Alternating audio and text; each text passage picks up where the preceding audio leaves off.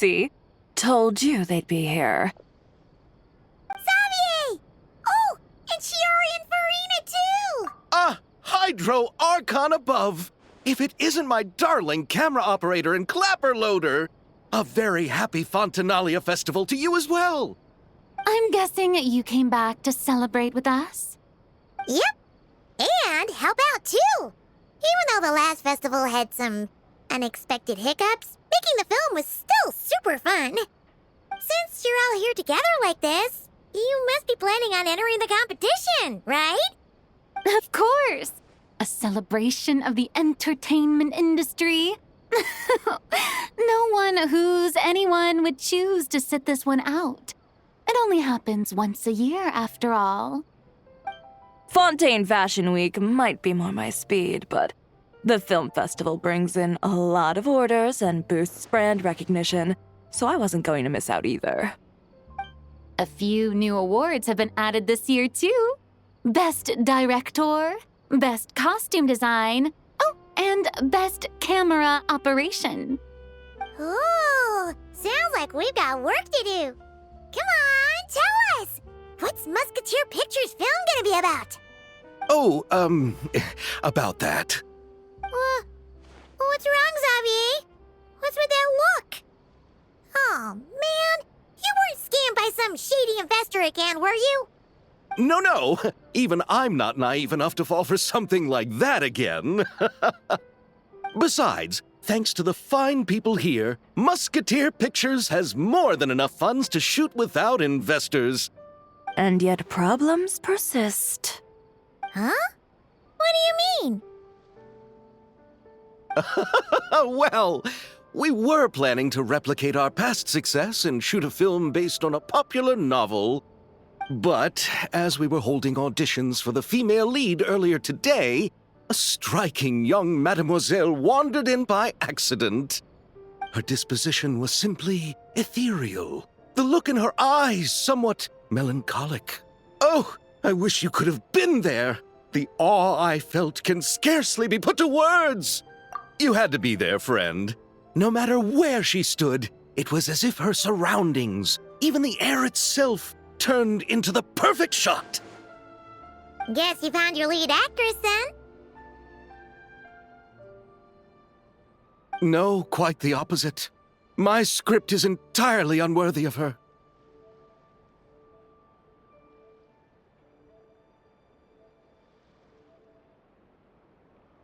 I fear it is. Nevertheless, I couldn't help but approach the mademoiselle to ask about her background and what brought her to Fontaine. What did she say? Sadly, she said her best friend was gone. After returning to her own homeland not too long ago, she decided to visit where her friend was from to remember them better. Oh, no wonder she looked sad. Yes, but that's when it struck me. Why not cast her as the lead in a film centered around her search for this old friend? Huh? You're gonna rewrite the whole script? But is there even enough time? Isn't the prep work super complicated? We might not finish. Think about the difficulties we faced with the two Musketeers. We had to start from scratch back then, too. I'd say we're ahead of the game this time. Guess so, but... Don't worry, Paimon. Shiori and I have evaluated the proposal, and we support Xavier's decision. I won't really need to start on the costumes until the cast is finalized, so it's not too much extra work for me. Oh, fair mademoiselles. How can I ever thank you? Finishing the script would be a start. You know, compared to a commercial popcorn flick, I do prefer the idea of shooting a more artistic film. One that leaves a profound and lingering impact in the hearts of the audience. I agree. True trendsetters are the people who dare to go against the grain. Wow! Leave it to Director Farina to have a vision. Honestly, though, the artistic passion of everyone at Musketeer Pictures is inspiring. Anyway, now that we've heard so much about this lead actress, Paimon's gotta know who it is!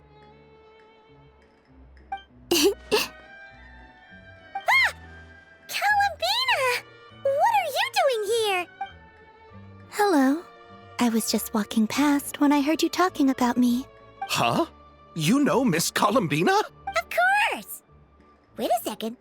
Does this mean Columbina is the actress who inspired the whole rewrite? Yeah. Wait, so did you make the trip by yourself, Columbina? Yes. I mentioned how I wanted to visit other nations once things settled down in Notcry, remember? So I went to the curatorium to ask Never for advice. She told me about the film festival in Fontaine and said it might be fun to visit.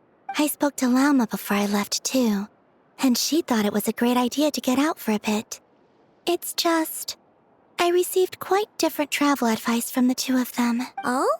How so? Well, Lauma told me to go out and experience new things and make new friends. What a wonderful suggestion.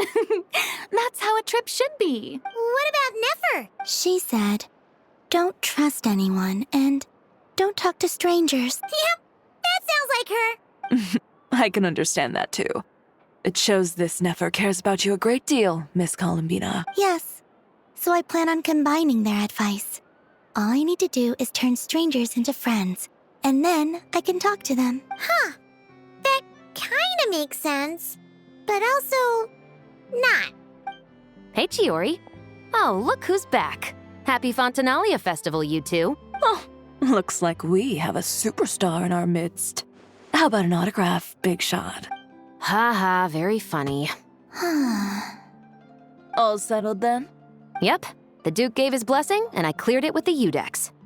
During the festival, inmates with good behavior will get a chance to spend some time on the outside. Under the stringent supervision of the Special Patrol, of course. Risley! It's been a while. Happy Fontanalia Festival! Does that mean Veronique and her brother will be at the festival? During a specific window of time, sure. Doesn't hurt to give the inmates something to look forward to. A little sun'll do them some good, I think. This is a friend from your travels, I'm guessing. Thought I heard something along those lines. Right! We should make some introductions, huh? Chevros, Risley, this is Columbina, a friend we met in Notcry. Welcome to Fontaine, Miss Columbina. I bet the weather's been quite an adjustment. Yeah.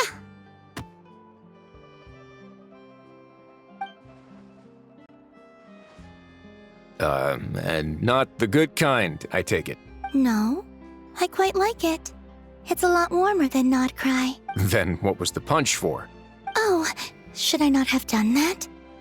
The flowers that bloom here are so vibrant, and the people are so kind. I just wanted to become friends as fast as possible. Ah, so that was meant as a gesture of friendship. Is that right, Miss Columbina? Mm-hmm. Isn't that what friends do? Right. Might have been a bit premature in this instance, though. Your friend here is quite the character.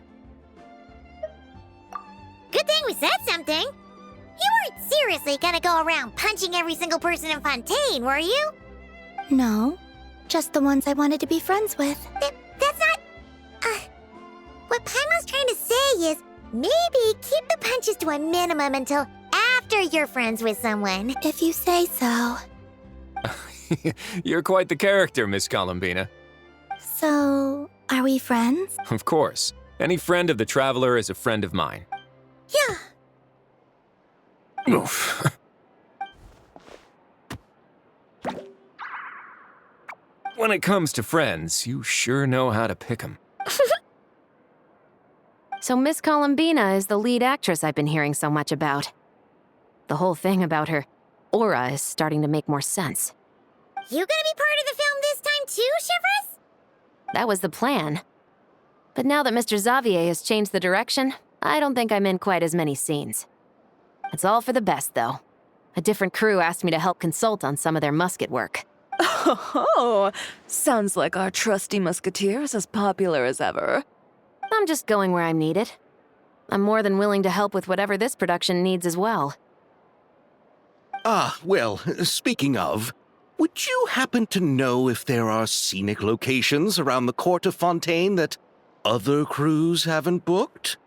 The festival's pretty popular this year, so there's not a lot left. You might just have to talk it over with the other productions and see if they'll let you squeeze in here and there. I see. Having trouble finding a filming location? Yes, we made a last-minute decision to go down a different route, so the indoor locations we reserved are no longer a good fit. And it looks like all of the best outdoor spots have been taken. You know, I might know a place. Good views, good atmosphere, and no production team has snatched it up. That sounds perfect! Where is it? You want me to reveal it just like that? Come on, let it be a surprise. As much as that sounds riveting, I think we should divide and conquer. You go do that, and Director Farina and I will take Miss Columbina around the city to discuss lighting and styling. Is that all right with you, Miss Columbina? Traveler? Yeah, everyone here is our friend. So don't worry about a thing and just focus on enjoying your trip. Okay. All right, then the Traveler and I will go check out this potential filming location. It might even give me some inspiration for the new script. I'll leave this to the Duke then. Until later, everyone. Maybe we'll run into each other on set. Okay then. Lead the way, Risley. Paimon's not built for suspense. Let's get this show on the road. Who said anything about roads? Huh?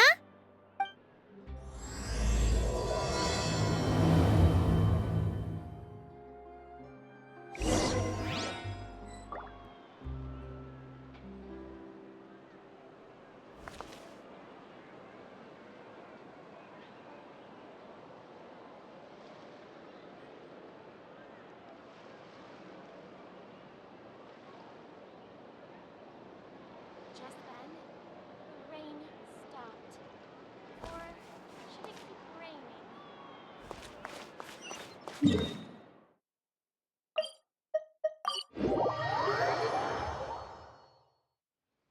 No way!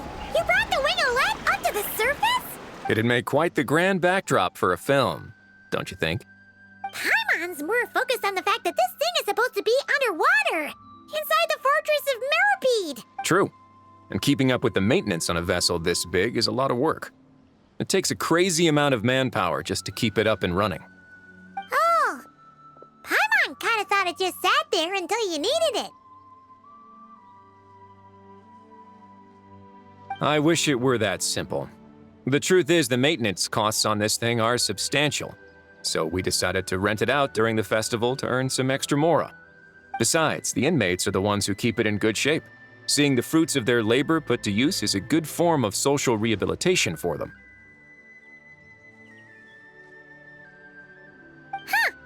You've really thought this through. What you think, Xavier? Is this a good place to shoot? Ah, I've got it! Good messieurs and mesdemoiselles, I've got it! Gonna take that as a yes. The beginning is the hardest part, and the opening of this film has been eluding me, but now I know just how it should start. Glad to hear it. Thanks for bringing us here, Risley. Don't thank me just yet. This isn't quite a done deal. Huh? Not a done deal as in someone already rented it out? You said no other production teams had snatched it up. This person isn't affiliated with a production team. The rental fee was high enough to scare off plenty of other film crews, but she didn't blink. Made quite the generous offer, and didn't even attempt to haggle. Do you know what she plans to use it for? I'd like to at least have a rough idea before going in to negotiate. I didn't ask for the details, but I did see what looked like a fishing permit and a business license on her desk. My guess is she's planning on using it for some kind of restaurant or aquarium. A floating restaurant is sure to attract people, but an aquarium sounds cool too. The views from the ship make it a great spot for a date. The winglet might not be under my command right now, but it's always nice to see her admired. A film is sure to drum up some good publicity as well. I do hope we can work something out with the current captain. Well, guess we should head over and talk things out then. Best of luck.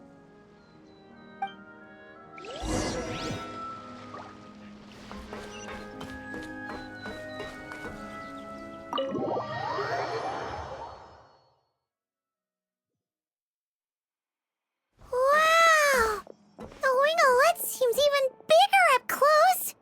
The rooms are so spacious. Wonder who rented it out. Hello? Anyone there? Perhaps the captain had business to attend to elsewhere. But why rent such a massive boat just to have it sit here without even leaving so much as a note? Let's try again. Anyone there? Hello? Seriously? Right now? What is it gonna take to get some decent sleep around here? Is a nap too much to ask for? Sorry, the aquarium's closed for the... Huh?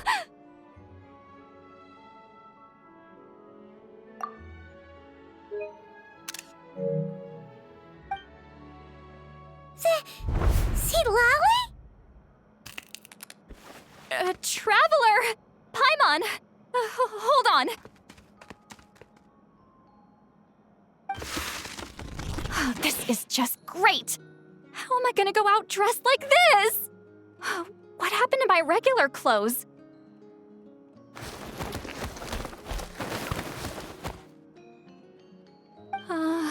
The wash! I put them in the wash after I drank too much and fell into the fountain. Oh, this can't be happening! Am I seriously gonna go out like this? Think we might have caught her at a bad time? Sid Lolly! I don't wanna hear it. Hear what? A single word about what I'm wearing. No comments, none. Is that clear? Oh, yep. Crystal. Huh? You think so? No, wait, I told you not to say anything! What was... her thoughts. I heard her thoughts. How could I forget about that? This is so embarrassing. I seemed a little too pleased to get that compliment, didn't I? Wait, the mind reading went both ways. Does that mean the traveler's hearing all this too? You clearly did! Huh? What did we do? Paimon's not following. Nothing. It's nothing. Let's just move on. Did you need something?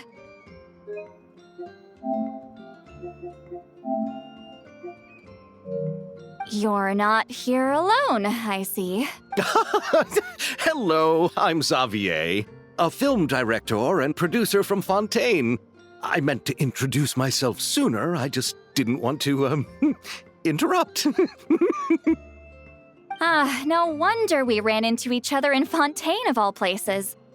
You must also be in town for the festival then. That's right. We're helping Xavier with his film. In fact, we were hoping to shoot some scenes on this boat. You're the one who rented it out, right, Sid Lolly? Me? Rent a boat? I wish I had that kind of spare cash floating around. Not to mention the spare time. Don't get the wrong idea, though. I'm not here to sail off into the sunset and live out some cushy retirement life, okay? I'm not that old. Then why you dress like... how did you end up staying aboard the Winglet?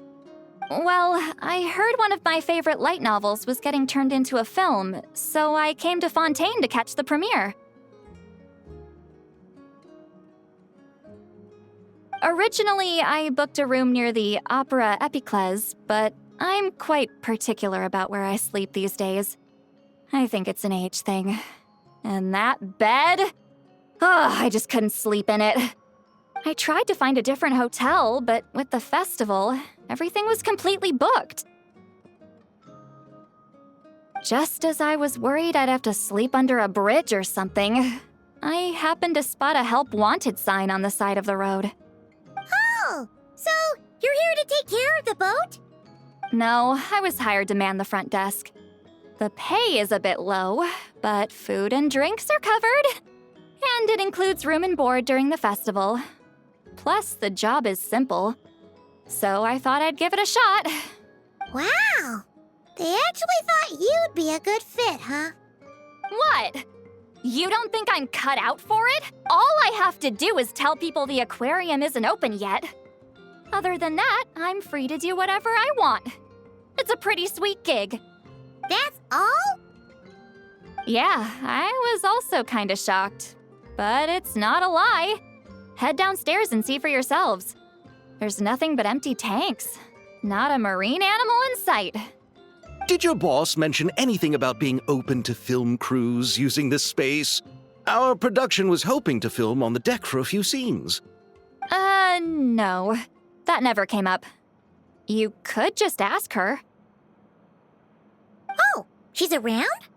What kind of person is she? We should know what we're heading into. She's nice enough, I suppose. Pretty reasonable, too. Even offered for me to move to a bigger cabin if I was too cramped. Back at the Masters of the Nightwind, I'm used to being the one giving orders. But working under her doesn't feel like being bossed around. She seems to respect what I think. Wow, she sounds like a great boss. She did tell me she'd rather not be disturbed, though. She's been working on an important project, so I'd keep it brief. Got it. Thanks for the heads up. All right, the captain's quarters are this way. I can take... Wait. But I'm wearing... whatever. I doubt she'll care. Just follow me.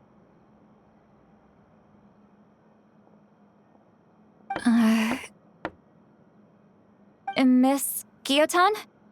These visitors were hoping to ask you about something.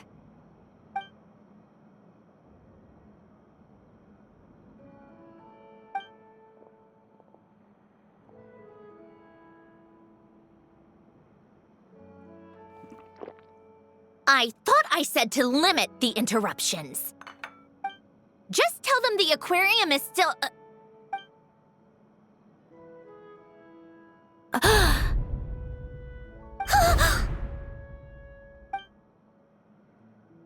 Sandrone, you're here? Huh? You know each other? Are you okay, Sandrone? Do you still remember us? Everyone was so upset after what happened. We all missed you so... Miss Seat Lolly, why don't you escort this gentleman to the reception area for a cup of tea? I have something to discuss with these two in private. Ah, I see. Right this way, Mr. Xavier.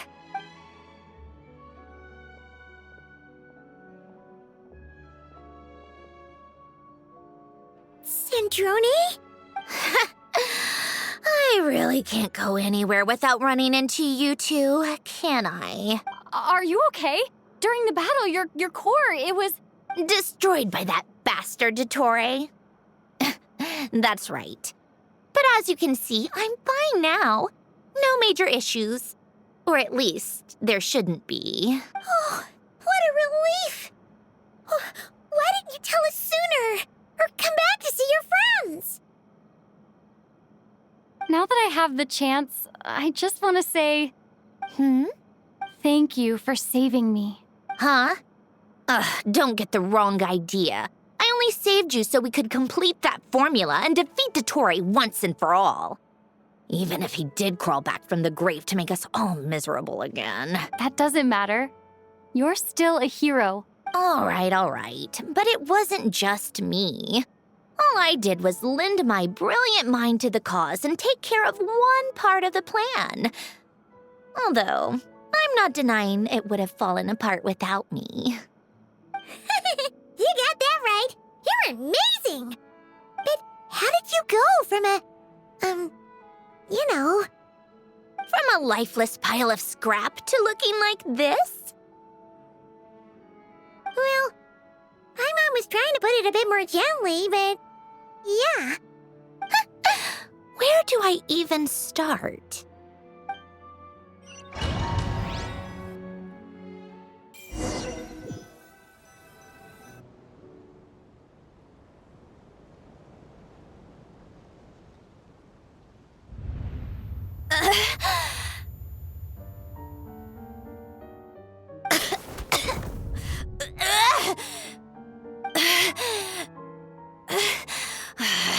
Curse it all!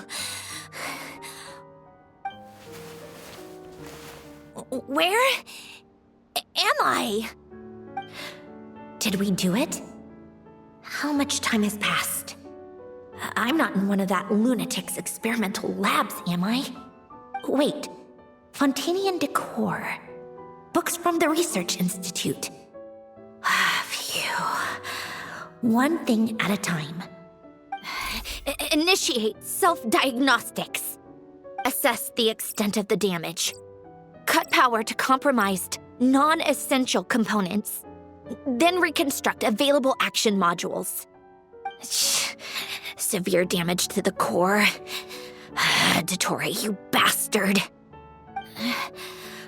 Polonia?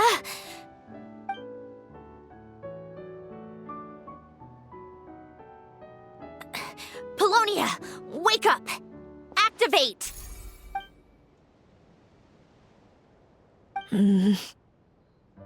You're in even worse shape than me. Internal gears and energy circuits are barely intact. Extreme damage to the core, just like me. Rebooting is off the table. Even if I could repair the damage, I don't know if... You used up all your critical energy in those final moments, didn't you? To protect the core of that guy in the hat, and the numerological array. Wait, the array. Yes! The prototype is still here. But can I even run it in this state? Whatever. I have to try. I just need to confirm one thing. Activate the numerological array. Connect the computing core to my body. Just like I thought. It needs too much computing power.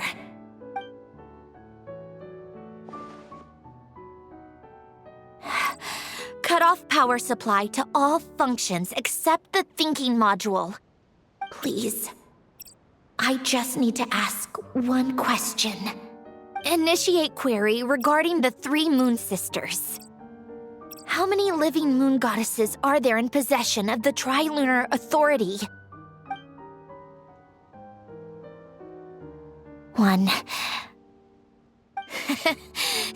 It worked. You did it, Columbina. You made it back. But how did I survive? The self-diagnostics showed damage severe enough to shut me down for good. What triggered the reboot? A built-in message? Only visible after a core reboot. The final gift. Alen! Were you the one who gave me this second chance? But why now? What activated it? What is that? A vision? Wait, no. It's a stellar linchpin?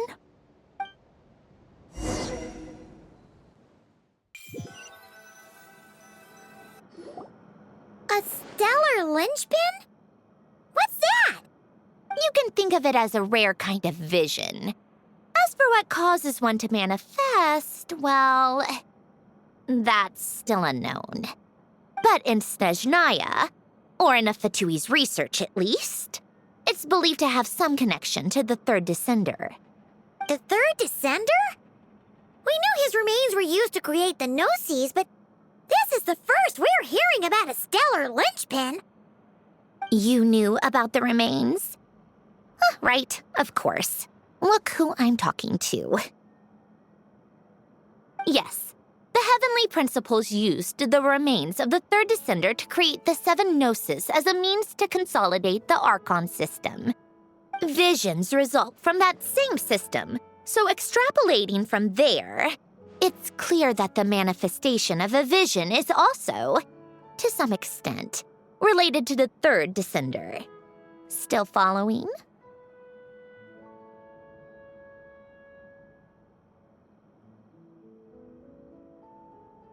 For those that wield them, visions serve as a means to channel elemental power. The same is true of stellar linchpins. The difference is that, when wielding elemental energy, stellar linchpin users often exhibit a unique kind of power that seems to come from beyond to that. It's believed that, when a stellar linchpin manifests, impurities from the remains of the third descender get fixed in place. Hence, the name. That's also believed to be the source of the strange power I just mentioned. We've heard that visions can appear when someone has a really strong wish or desire. Stellar linchpins sound kind of similar, so does that mean... Huh? Oh, don't look at me like that. I've never had any grand wishes or aspirations. Just a list of things that drive me up the wall. So if you're asking why this thing appeared, I have no clue. All I know is that without it, the gift Elen left me, this built-in second chance, never would have triggered. The damage to my core was too severe. But thanks to the stellar linchpin's manifestation, it did trigger. And after my core rebooted, I was able to repair the damage to my body. I also managed to import the numerological array, along with some of Polonia's surviving algorithms, into this form. Wait, does that mean Polonia is... Yes. Unfortunately, Polonia is... beyond repair. Oh, we're so sorry to hear that. But you also mentioned something about a final gift? Yes. Elen often spoke to me about wishes and desires when he was alive. I suppose he thought there might come a day when I wished for something, and was willing to sacrifice my own life to fulfill it. So he left me a chance to start over.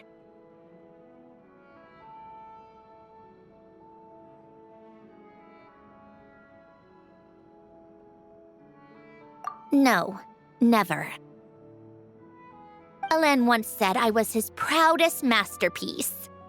That might sound boastful coming from me, but it's also an undeniable fact. After Elen died, I started studying how Polonia and I worked. Polonia is essentially a computational machine, so it wasn't difficult to figure out the mechanical principles there. But when it came to my own structure, that's when Elen, the Lord Artificer's true greatness, struck me once again. I attempted to imitate it when I created Catherine, but in the end, she turned out to be nothing more than a superficial replica. What? But his creation skill, Catherine, is super impressive. We were shocked when we first found out she was a puppet. No, she's nothing compared to what Elen was able to create. Some of the mechanical principles of my own core are still a complete mystery to me. Keeping that gift hidden wasn't even a challenge for him. Just a shame I had to waste it on fighting Dottore. I just couldn't stand the thought of him coming out on top. If you put it that way, the world owes me a whole lot then, doesn't it?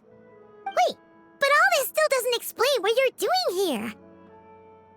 Risley said you rented the ship and even had some kind of fishing permit? That's because I'm trying to go back to the place Elen and I lived when he was alive.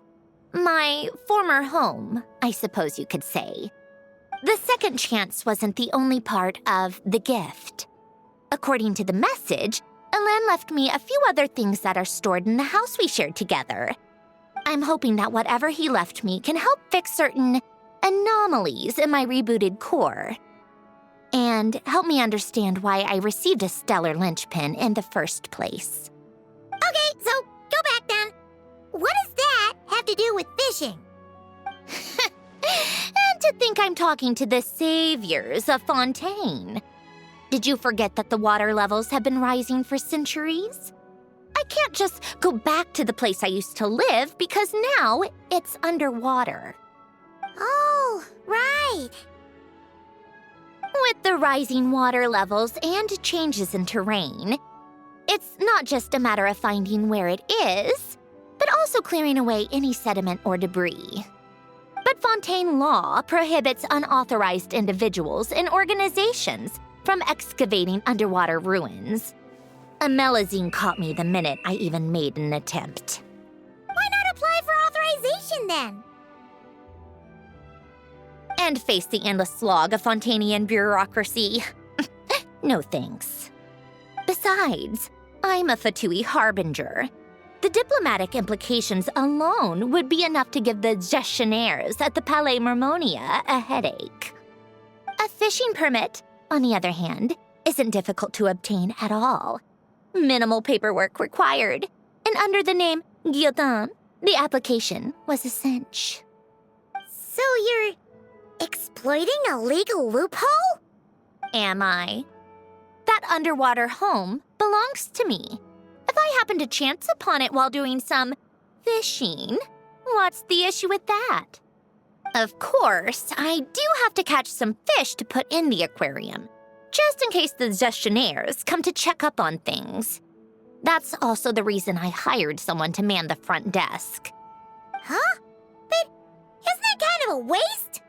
He went to all the trouble of getting a business license and rented out this giant ship. Just for show? If you want to run an aquarium that bad, be my guest. Use the facilities however you want. I'm certainly not going to stop you. All I want is to go back home and see what other gifts Alain wanted me to inherit. Hold on. Enough about me. What are you two even doing here?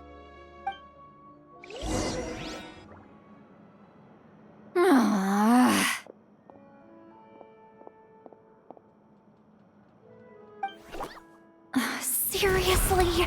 They've been in there forever. The reaction when they saw each other was strange, to say the least. You're lucky I was nice enough to leave the room and give them some space. Back in the Masters of the Nightwind, I'm the one who gets to kick people out. I just want to know what they're talking about. Should I cast a little eavesdropping spell? Oh, no, what am I thinking? I'm Granny Eastly, the great shaman of the Masters of the Nightwind. I can't do something like that. This is just ridiculous. Making me wait out here for so long? Where's their respect for their elders? Oh, here they are. Were you back there arguing or something? What took you so long? The two of you are already acquainted with Miss Guillotin, then? Oh, yep. But don't worry, we got everything sorted. Sandrone agreed to let us shoot on the ship, but it has to be when she's not here. When she's not here? That's right. You'll excuse me if I didn't exactly ask for this little reunion. I wasn't planning on seeing anyone. Like I said, my core is severely damaged. Even with the gift, there are anomalies that are making things unstable. I don't even know if I can continue to function without issues. So the priority is to fix these anomalies and get answers to my own questions. Then, I can see the people that need seeing. Anyway, just let Sandrone know when you plan to film Xavier, and she'll, steer clear. I do hope I'm not causing Miss Guillotin too much trouble. No! She just wants to keep a low profile for her own, complicated reasons. She doesn't want anyone else to know she's here. Understood. I'll be sure to keep that in mind. Oh, and see Lale? Huh?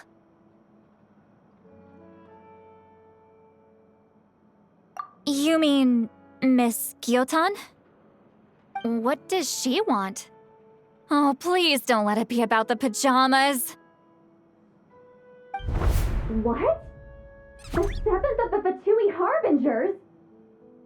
Why are you telling me all this? I asked the Traveler about you, and I've decided it's best to be open in this instance. I can understand if you would rather not work for a Harbinger. Regardless, the room on the ship is yours to keep. You're an acquaintance of the Traveler, and I plan to honor that. Wait, she's actually nice? It's not a problem. The captain also worked for the Fatui, and he helped Natlan a great deal. We know that there are good people among your ranks. Besides, I've been around long enough to know what it means to earn one's keep. This isn't Natlan, and I don't expect special treatment. Besides, sitting at a desk isn't exactly back-breaking work. I appreciate that perspective, great shaman. Seat Lolly. Just call me Seat Lolly. That title makes me sound so... old. Well, Seat Lolly, the Traveler and I are looking for something, so we'll be heading underwater together soon. I'll leave the ship in your care while we're gone. Together? How often? Not too often. We're heading out in a bit, but I'll be available if you need something. You couldn't, go alone? I wanted to, but she was concerned about my physical well-being, so she offered to come with. Guess my mental well-being means nothing then. Huh?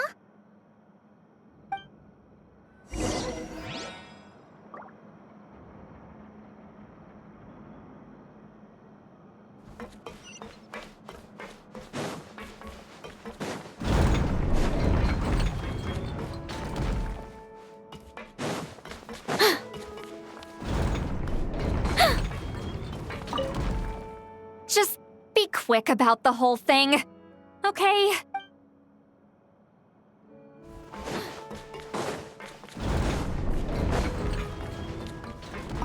All right. Our first stop is the Barrel region.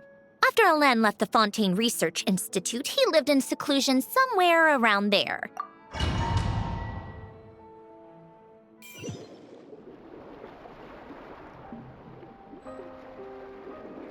Huh.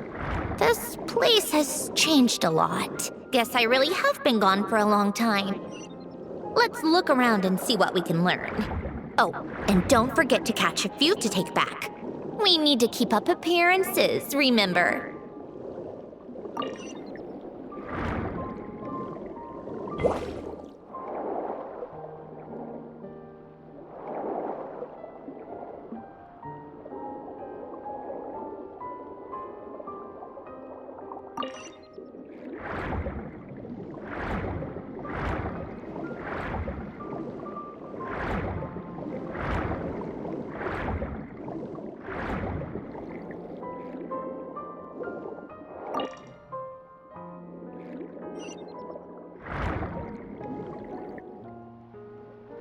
Poisson isn't too far from here, right?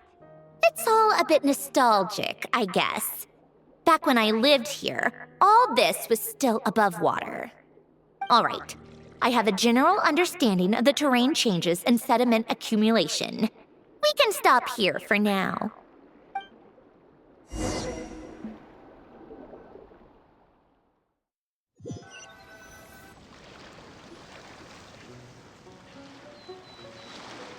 That went smoother than expected. I appreciate the help. No problem. You doing okay though, Sandrone? Seeing your home look nothing like you remember, that can't be easy. I'm fine. Times change. People change. That's the one thing you can actually count on. I made peace with that a long time ago. You should head back and put them in the aquarium tanks. We finished ahead of schedule, so your crew is probably still on the ship. I'll follow in a bit. Right. Xavier said he was gonna test out a couple of shots.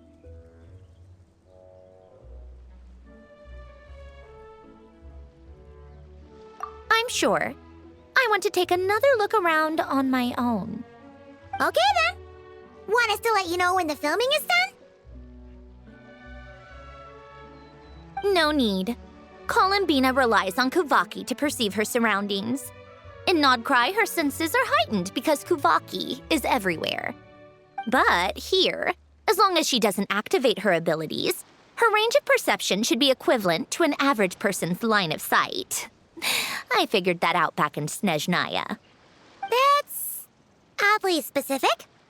I have hiding from her down to a science.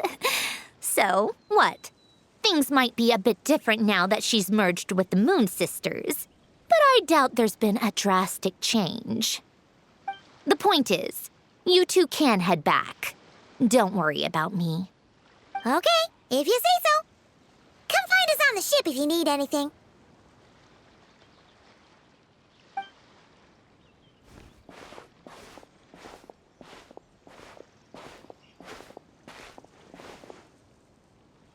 What did you leave for me, Elen?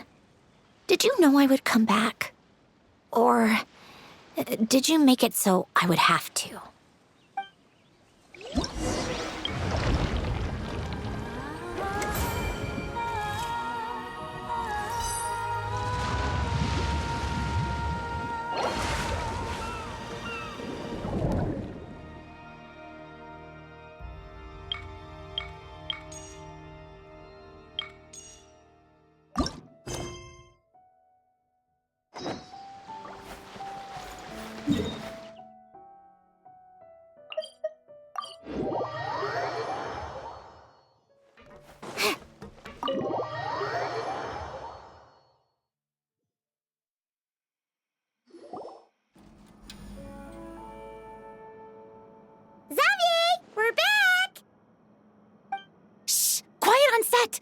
They're filming over there.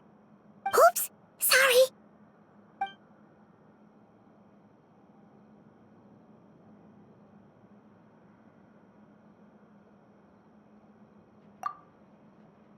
What's your take, Detective?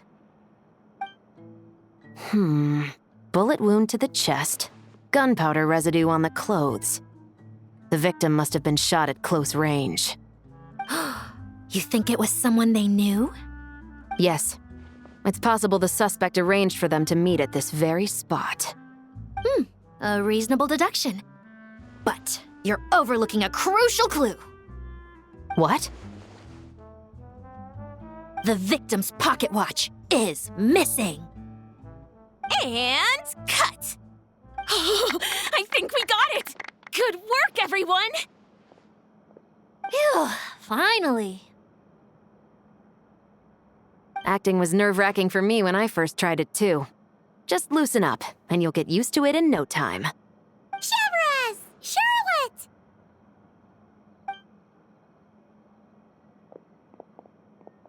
Oh, hello there, you two! You're filming here too? Oh, so Charlotte's crew must have been the one that asked you to help out, huh, Chevres? Yep. They heard about a potential filming location and wanted to come check it out. But when we got here, your crew had already beaten us to it. Luckily, Xavier and our director, Lapine Pauline, go way back. In the end, we agreed to just share each other's filming locations. Considering all the last-minute changes, that's just what Musketeer Pictures needed. For sure! Based off the scene just now, you must be the star of the film, Charlotte! You bet! This detective costume really suits me, don't you think? Oh, for sure. You're already right at home lurking in the shadows taking pictures of this and that. Add a notepad and you're practically method. Thanks, Miss Chiori. I appreciate the compliment. That didn't sound much like a compliment to Paimon. So this is a film set? It looks like a very happy place. This must all be quite new to you, Miss Columbina. Yes. I watched a few films with a friend once, but she thought there was no point if I wouldn't open my eyes. So she stopped inviting me. Looks like I missed out on a lot.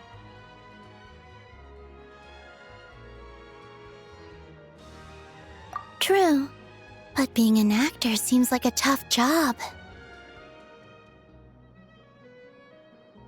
Huh? Most people would swap lives with an actor in a heartbeat. The lifestyle is so glamorous, and the pay is more than generous. But they have to act out lives that aren't their own, with the whole world watching on in judgment. If they don't do it justice, it must feel like they're letting people down. That's exactly how it feels. This young lady has quite the unique perspective. Well, that's true. But these actors are here because they want to be and they think it's fun. Most of them, at least. Not to mention, the film we're shooting is based entirely on you, Miss Columbina. You just need to be true to yourself. I don't have to pretend to be someone I'm not? Not at all. Authenticity is what we're after. For example, this first scene opens with you on the boat, sailing to your friend's homeland. You just need to think about that moment in the story and picture how you would feel. Oh, okay. We're all here? Wonderful! Let's head to the deck and get shooting. Oh, and this is for you, dear Paimon, your clapperboard. Whoa! Is this the same one Paimon used for the Two Musketeers? The very same. I saved it just for you. Thanks, Xavier! Feels like being reunited with an old friend.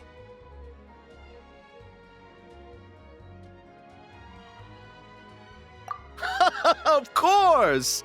That said, I have a different job in mind for you this time, traveler.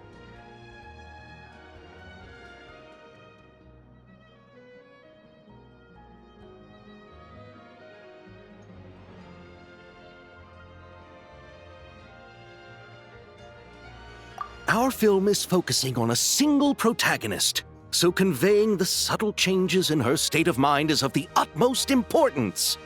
In addition to the actor's own performance, another way we can convey that is through lighting. Huh? But there's already a lighting specialist, isn't there? Yes, but it's clear the Traveler and Miss Columbina share a deep bond. You might have a better chance of understanding her frame of mind in certain scenes. Oh, that makes sense. So, what do you say? Willing to take on the role of lighting specialist?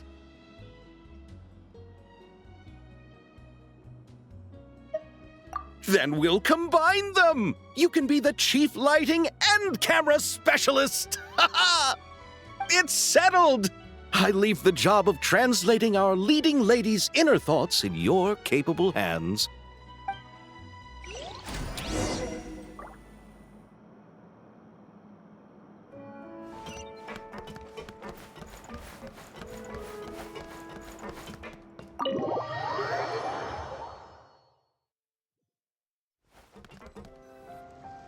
All right, without any further ado, it's time for production on our film, A Homecoming, to officially begin! Turning it over to you once again, Director Farina. All right. Positions, everyone! Camera operator, clapper loader, get set up. Let me know when lighting is good to go.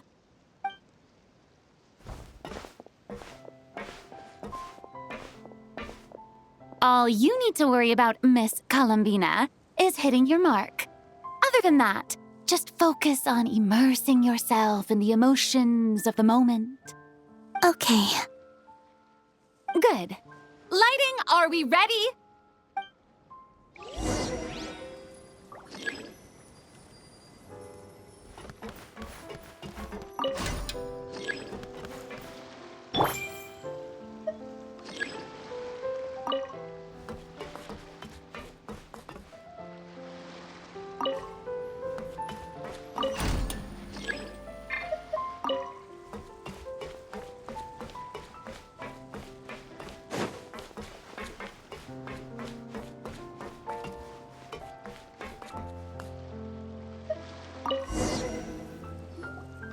Ready. All right, quiet on set. 3, 2, 1, action! This is her homeland. Columbina. Cut! The emotions I'm looking for were definitely there. let's just try to keep it a bit more natural. Oh, but definitely keep that gesture at the end. I loved how real it felt. You looked genuinely moved. All right, if you're ready, let's go for another take. Miss Columbina? That presence. It kind of felt like... Sandrone?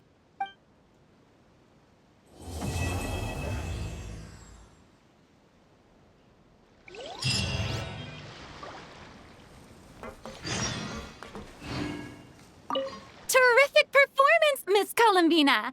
Truly excellent work. Thank you, Director Verena.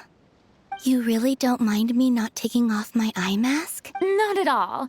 Xavier and I already talked it over. The character is based on you, so there's no need to change what you're accustomed to doing. Besides, the mask could become one of the defining traits of our film's leading lady. Just like you suggested, we'll leave the reveal to the more important moments.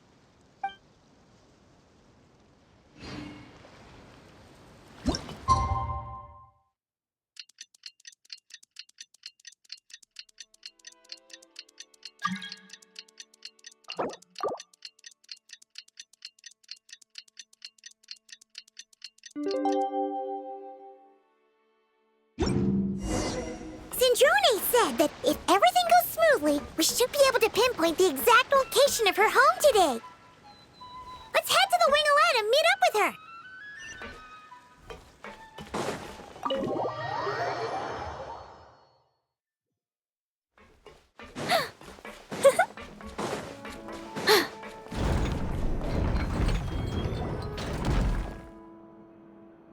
Ah, you're here. We should get going then. Xavier and the others should be filming soon. How's it going? Have you managed to figure out the location of your home yet? I've narrowed down a few potential locations. We just need to take a sample from each one. Once the equipment analyzes them, we should know the exact location and where to find the entrance. Great! We should get started then.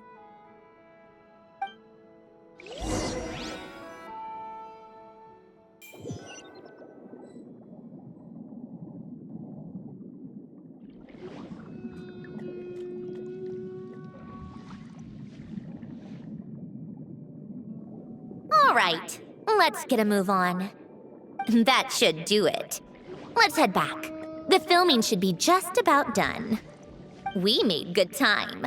We might even know the location by the end of the day. You sound pretty happy about that. Do I?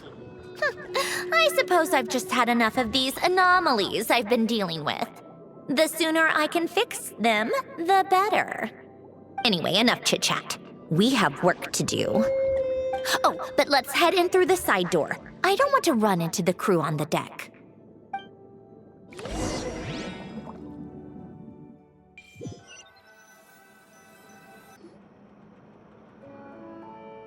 All right, now we just need to wait for the results. Since we have some time to kill, I suppose I might as well see how this aquarium of yours is coming along. You seemed quite enthusiastic about it, after all. It's really coming together.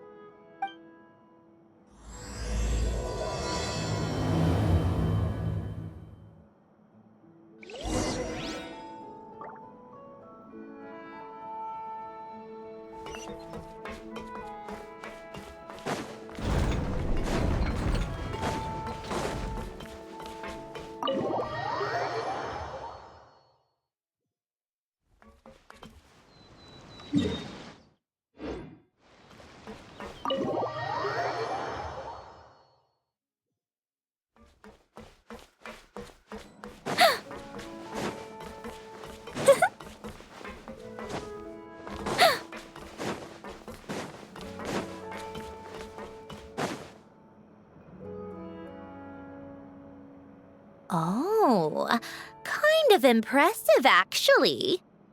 These must be the ones we caught the first time we went underwater. Like it?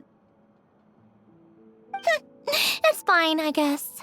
Nothing special. Come on! It sounded like you really liked it just now. You're that proud of it? Is this a sense of accomplishment or something? Well, yeah. And it's pretty. You know it's gonna be gone soon, though, right? What do you mean? After the festival, this ship will be returned to the fortress of Meropide, and this aquarium will be no more. So? So, no matter how much work you put into this place, once the festival is over, it's all just going to disappear. But not making the most of it when we have the chance is an even bigger waste. But if you know it's all going to be gone one day, why even bother? Well, because Because you still get to keep the things you gain along the way. And those are things that can never be replaced. Doesn't that make losing them even harder? well, if you put it like that. But the happy memories we make along the way last forever. You just have to take a more glass half full perspective. Not to mention, everything we do here is going to be on film, so it'll still live on in some shape or form. And when you look back on it, only happy memories will come to mind. Exactly. So it's about finding joy in the process itself. Traveler! You're back already? What's wrong with that? You say that like it's terrible news or something. How did you get here? I didn't see you on the deck. Oh, never mind. We need to help Miss Guillotin hide ASAP. The crew is heading over here to shoot any second. What? They should be done by now. There was a mishap earlier that cost them some time. I was waiting on deck so I could warn you the minute you showed up. Anyway, you should head back to the captain's cabin right away. They're gonna be here any minute now. Ugh, finally! That's a wrap for the scenes on the deck. Wouldn't have taken half as long if the wind hadn't snapped our equipment in two. Uh-oh! Too late! Change of plans then. You'll just have to hide. Hide? And where exactly am I supposed to do that? Oh, there's a box over there! You can get in that! Huh? You expect me to... Do I need my makeup done for the next scene too? For the love of... Let me see. Maybe just a quick touch-up. Huh? Traveler and Paimon? What are you doing here? I thought you took the day off to take care of something. Huh? Oh, well, it didn't take as long as we were expecting, so we came back early. What about you guys? You're still not done shooting for the day? No, we ran into an issue that, set us back. It meant Miss Charlotte's crew wasn't able to wrap either. We both still have scenes to shoot in this aquarium. Oh, that's not ideal. For several reasons. Let us help then. The sooner we wrap, the sooner everyone can get some rest. All right. Thanks, you two. Miss Charlotte's crew can go first then. If I'm not mistaken, you still have a night shoot later. Thanks, Director Farina. Of course. Fellow artists should help each other out where we can. Agreed. Well then, camera, lights, get set up. Actors, give your lines a quick once-over. Let's try to get this in one take.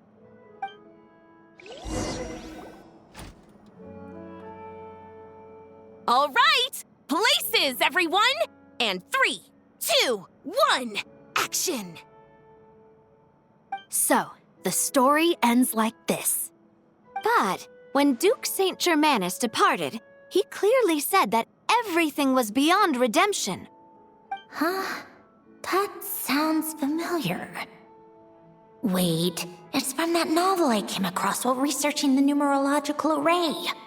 He's only a genius when it comes to mechanics, and everything else, he's just an ordinary person. Ouch! Huh? What was that noise? Whatever, I'll just fix it in post. Miss Jacoba, please don't speak as if I were the accomplice. Not so hard. This box isn't sturdy enough for that. This is why I keep saying, don't put too much trust in Clockwork Mecha. Unlike humans, machines don't have a heart. A heart? That's right. It's what's on the inside. It's also referred to as someone's soul, or likened to free will. You can think of it as a person's core, what makes them unique. In general, though, people don't believe machines are capable of having a soul. You said my emotion module was faultless. It is, but that's not quite the same thing. Do you think I have one then? A heart? I don't think so.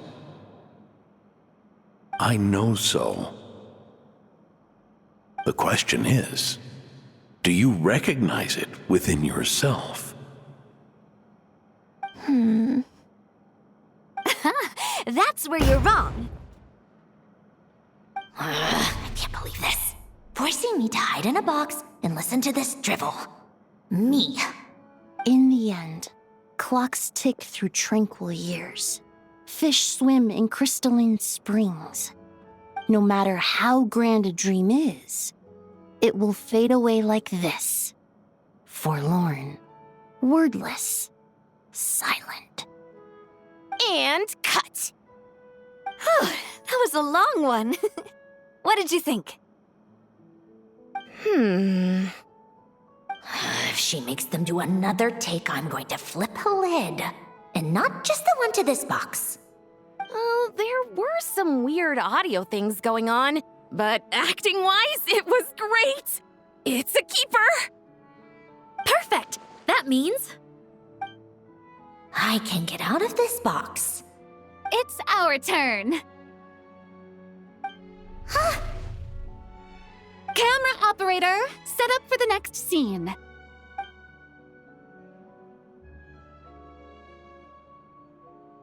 In this one, our protagonist peruses an aquarium in a foreign land and gets swept up in memories of her friend.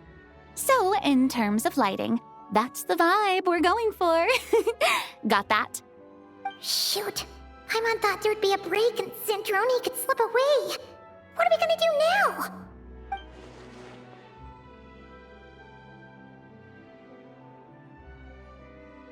break a leg.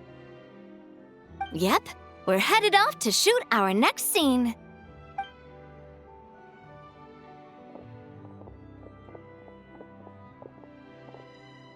All right, quiet on set. We're about to start rolling. Ready, Miss Columbina? Miss Columbina? I think she would like this. Quick, we should roll on this. It doesn't forage with the others, or prey upon its smaller kin. Instead, it remains where it is, cradled in the coral's quiet beauty, as though the raging cyclones above are of no consequence.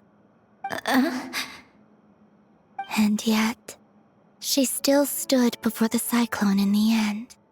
So I think that story has it wrong. She is no different than us. She has a heart. Columbina. Hmm?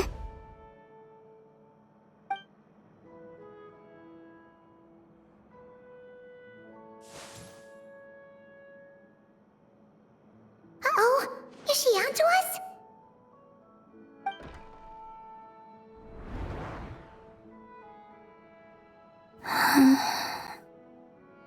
What is she doing? Cut! You okay, Columbina?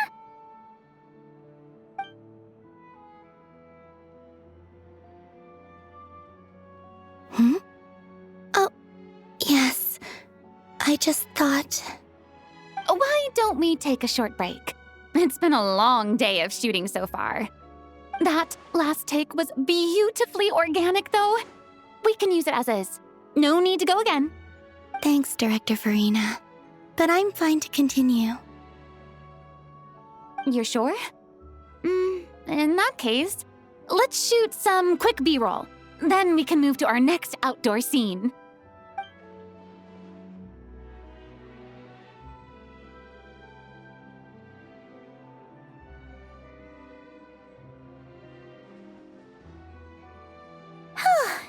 We're in the clear this time.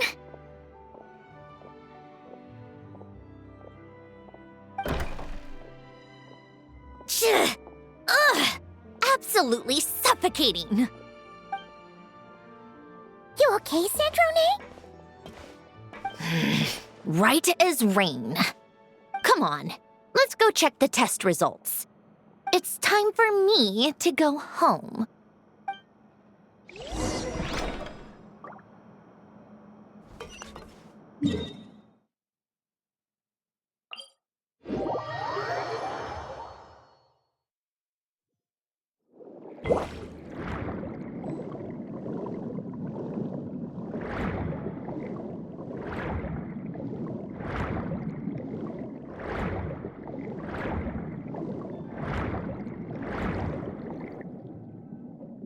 All right, it should be around here.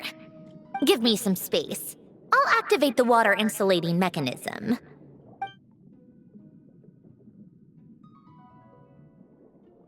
The what? Hélène, much like Renee, had long predicted that the water levels in Fontaine would rise. Thanks to his expertise in mechanics, he was able to implement a few simple measures to protect our home from flooding. I told him there was no need, that I would just move when the water rose too high. But it would seem he knew a day like this would come.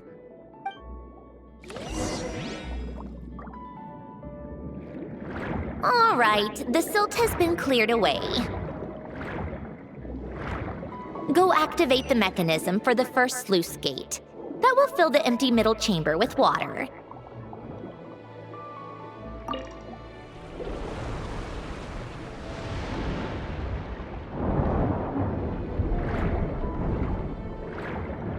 All right, now turn on the drainage mechanism in front of the second sluice gate, and this chamber will become empty once again.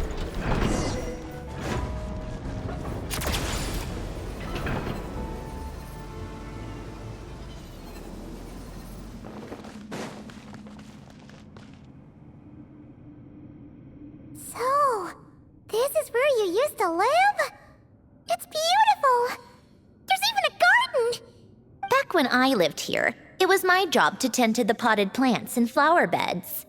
Still growing strong even after all this time. Who would have thought? If the weather was nice, I would take Hélène out in his wheelchair and we would go for a walk. Before long, we started bringing Polonia along too. Come to think of it, I was the only one who could get around easily back then. Polonia always got stuck at some point, and it was up to me to launch a rescue mission. Happy? I suppose they were. Uneventful, but pleasant. Repetitive, but peaceful. It was like living in a world where time didn't exist. Of course, that was all just an illusion. Death still awaits all of us at the end. Oh. All right, enough standing around. Let's head inside.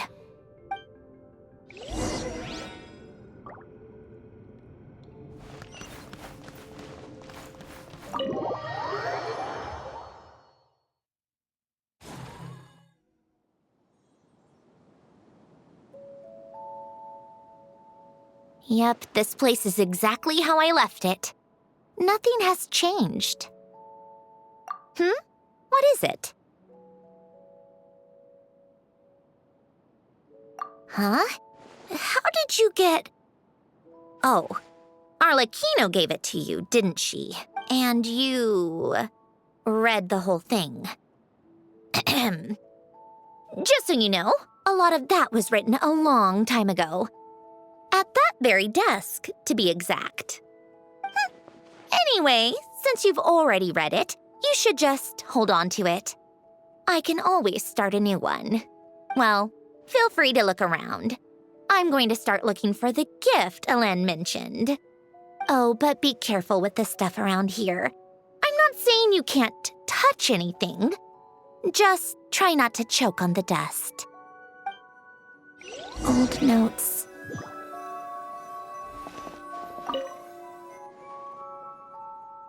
Oh, I played with these when I was little. During the first few months after I was created, I mean. At first, Elen and I would play together, but it didn't take long for me to become unbeatable. So, Polonia and I played together instead. Yeah, these don't look like Paimon's kind of games. Logic and math puzzles? Those happen to be my specialty. It's been so long. What do you say? Should we play a few rounds? Let's go with this one. The gears on the left are stacked from largest to smallest. The goal is to move them to the other side in the fewest number of moves. Just remember, you can't stack a bigger gear on top of a smaller one.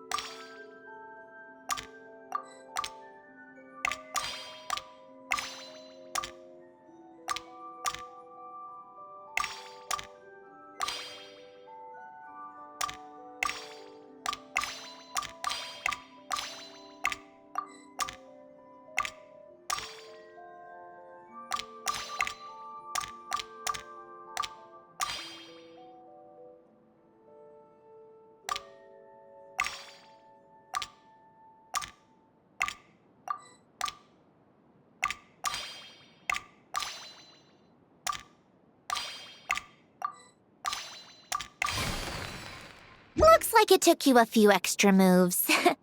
My first attempt was the same. You'll get better with practice. Well, what did you think of the game? Well, these kinds of puzzles aren't for everyone. I suppose my upbringing wasn't exactly conventional in that sense.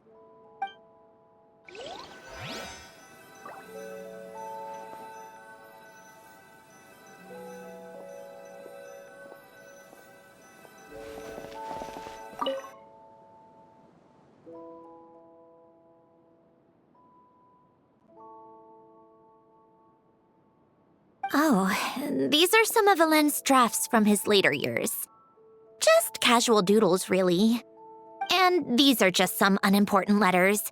I couldn't be bothered to sort through them before I left.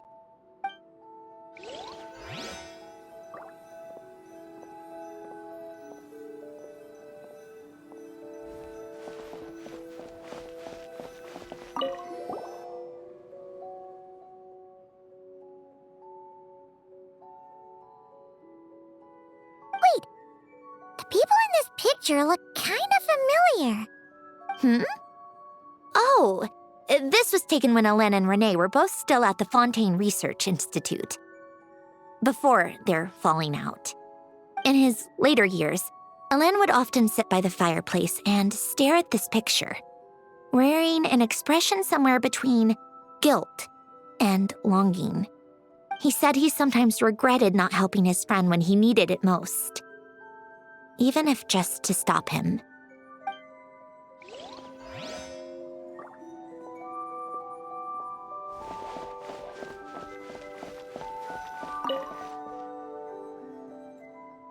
This was Hélène's workbench. Later on, of course, it became mine. It's where both Polonia and I were brought to life. Before Hélène was bedbound, this is where he would teach me about mechanics. I would sit and listen, chiming in with questions here and there. Later on, when he got too sick, I took over and would work on Polonia here. Wow! This house is filled with so many memories! It's so cozy and charming! You should have seen it in its prime, when people actually lived here. A lit fireplace, a steaming cup of coffee. That's the real deal.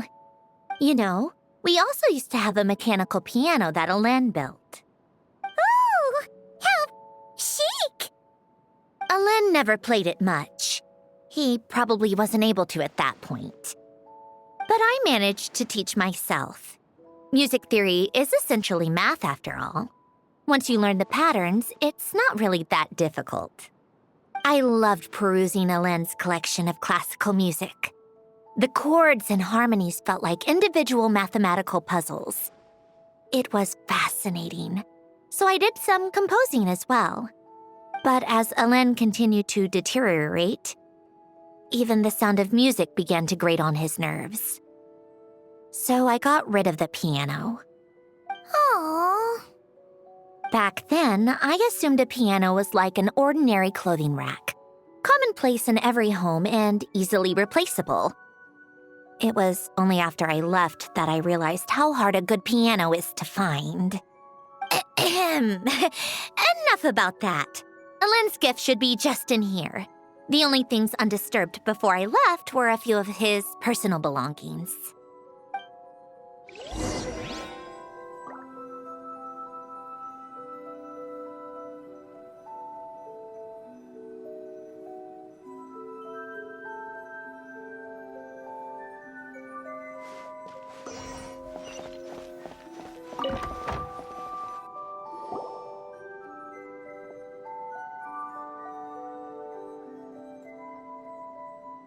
Wait, there's a hidden compartment at the back of this box. Looks like it's locked with some kind of gear mechanism. Knowing you, Hélène, I'm guessing it goes like this, then like this. Got it. Am I a genius or what? Let's see here. A box? Well, you gonna open it?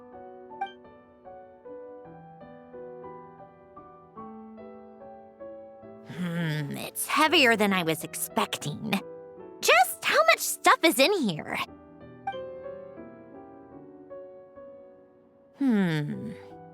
A letter? And a bunch of junk underneath it. None of it seems that important. Wait a second. This should be it. A cube?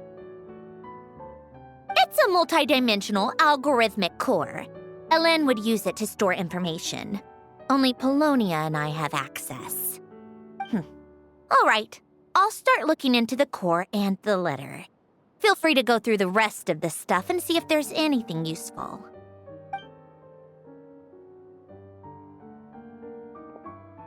Okay. Hold on. There's another picture in here. This one has writing on the back. A snapshot of you playing among the plants shortly after you were born. You seem to like these flowers a lot. May you grow and flourish just as they do. Huh? picture. You've changed a lot since then, huh? What's that supposed to mean? Just that you come off kind of aggressive sometimes. Or, annoyed at everyone around you? Well then, people should stop being so annoying. It's not like I'm the one with the problem. Of course not. Oh, here's something else. Looks like a piece of paper torn out from somewhere. Today, I solved another math puzzle and made a breakthrough on a construction problem the Institute has been stuck on for years. Am I a genius or what? No, wait, that's From now on, I should have people address me as Her Highness the Clockwork Princess, Unraveler of all reason. Nope. No more of that. I thought I tore this page out. You wrote this? Then how did it get... Wait, there's more writing at the bottom. You seem to have developed a distaste for this particular entry, considering I found it in the trash. I'm sorry, but I could not help but hold on to it. Forgive me. Lynn! Don't be embarrassed. Everyone goes through a phase like that. Nonsense. I wasn't even the one who wrote that. It must have been Polonia.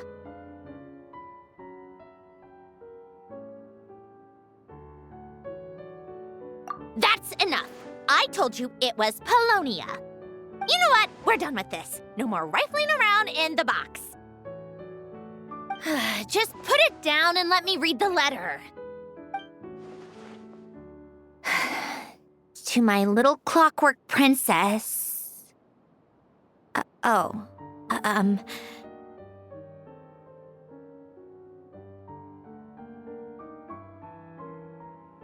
Not another word. Got that? If you're reading this,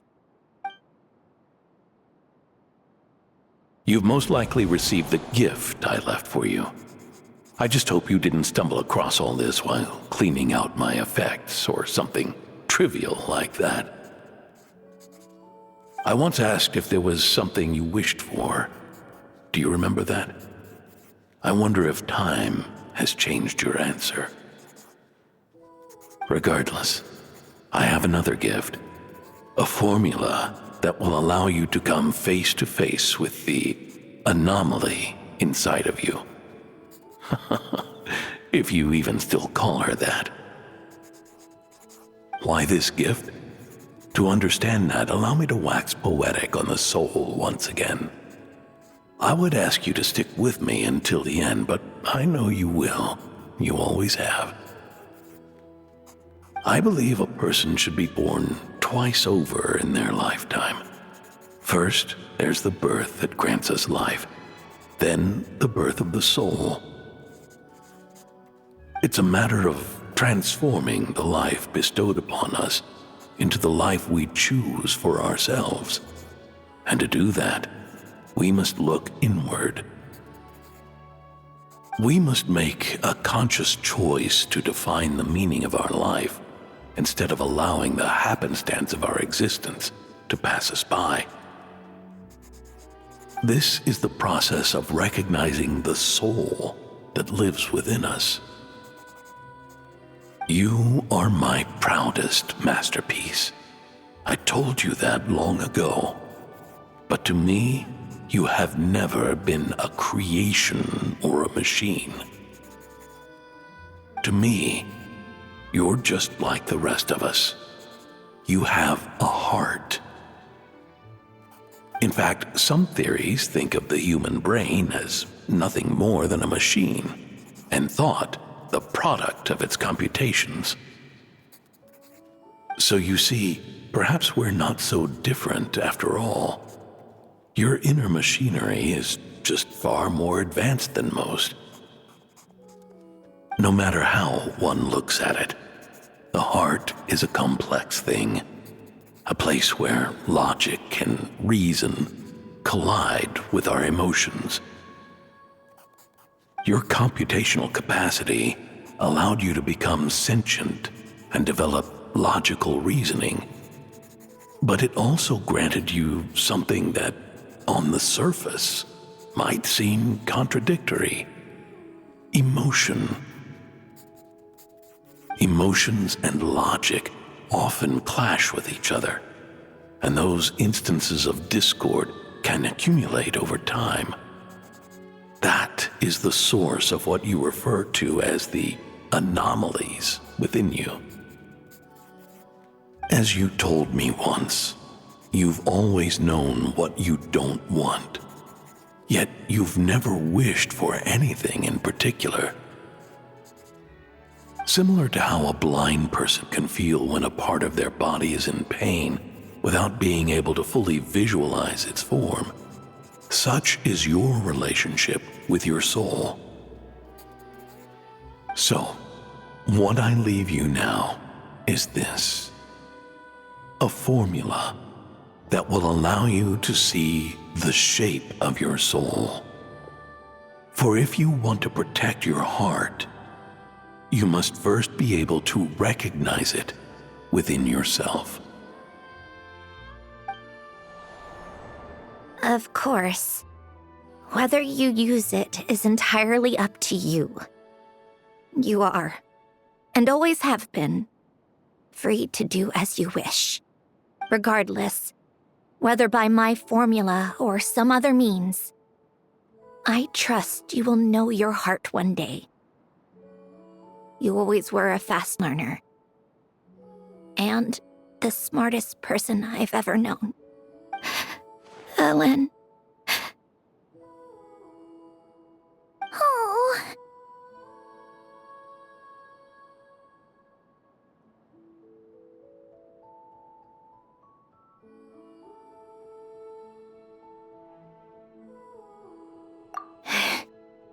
I'm fine. I've already figured out how this formula works. Let's get out of here and then we can use it. You made up your mind already? You're gonna do it? Why wouldn't I? Resolving the anomalies within my core is the reason I came here in the first place.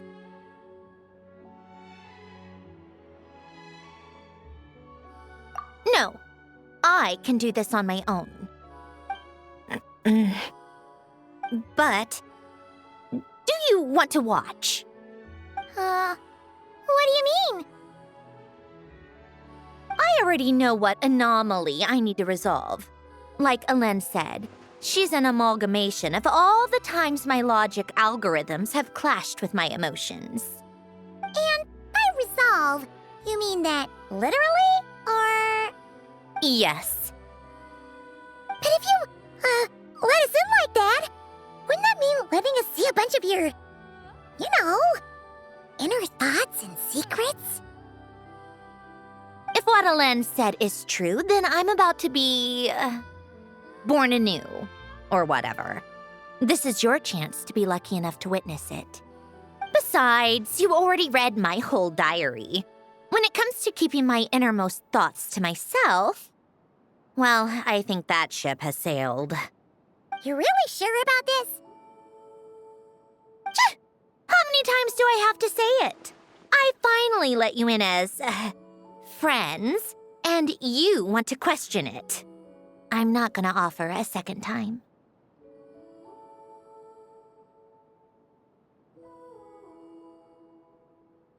Enough with the mushy stuff. Just follow me.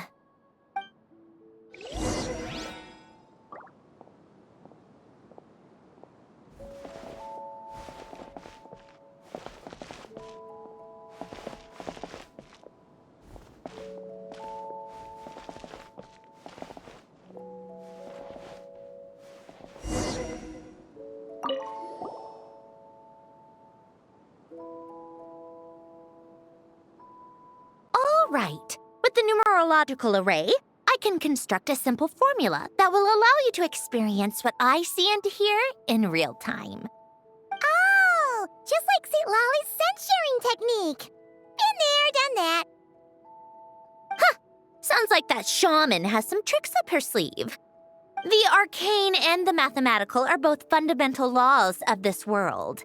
Being able to achieve a similar result through both isn't surprising. Anyway, let's get this show on the road. But no comments from the peanut gallery, okay? I know I offered, but I still don't want any interruptions.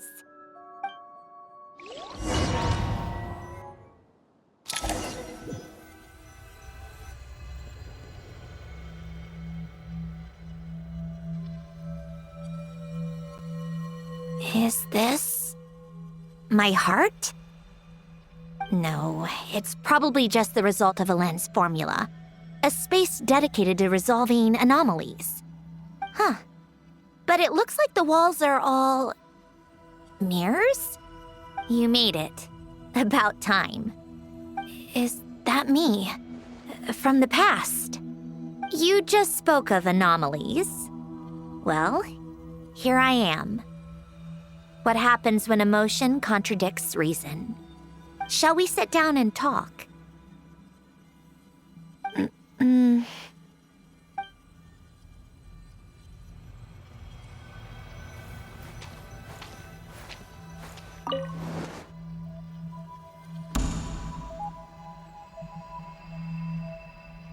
That should do it. Hello? My name is Alain Guillotin. Can you hear me? Brings back memories, doesn't it? The time we spent here. Here. I want you to have this. A notebook? You can use it to write things down. I don't need to write things down. I have unlimited memory. Even so, some things are more important than others, right? You can use it to write about the things that matter. So you wish me to carry out a basic priority sorting operation? I suppose you can think of it like that for now. But journaling is also an act of finding oneself. Much like we use wooden stakes to guide a plant to grow in a certain manner, what we choose to write down gives the soul much-needed direction. In the act of choosing what to forget and what to hold on to, we decide what kind of person we want to become. I don't understand. Like I said earlier, I don't need something like this. This is where we were born, where our life began. Mornings of tending to the garden, afternoons spent cleaning, reading, or studying, evenings of cozying up by the fire, listening to Alain share stories about his past. Alain. What is it? What are you drinking? Oh, this? It's coffee. It, makes me more productive. I want to try it. Oh, okay. Here.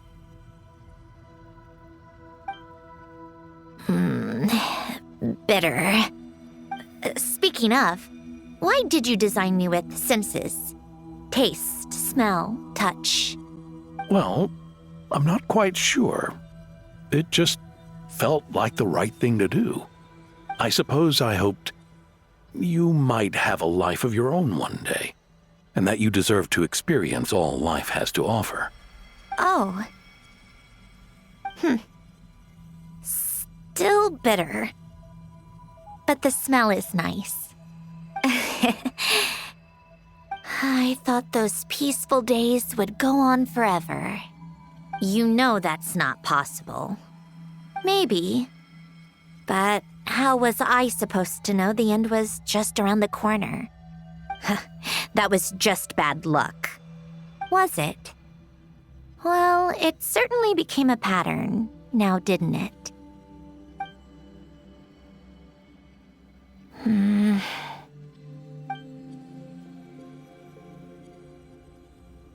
Over time, one of the habits we picked up from Alain was a love of coffee. We even took to hosting tea parties. A machine acting like a human. Kind of laughable, right? I suppose that's just what I'm used to. Yeah, that's just what we're used to. Hey, this place isn't half bad. Great spot for a party. More and more people seem to be showing up to my tea parties uninvited. Anyone anyone care to explain? Can you blame me? I saw Columbina leading Capitano somewhere, and I had to see what that was about. I had simply asked Columbina where I might find Arlecchino. I have business to discuss with her, and Columbina suggested looking here.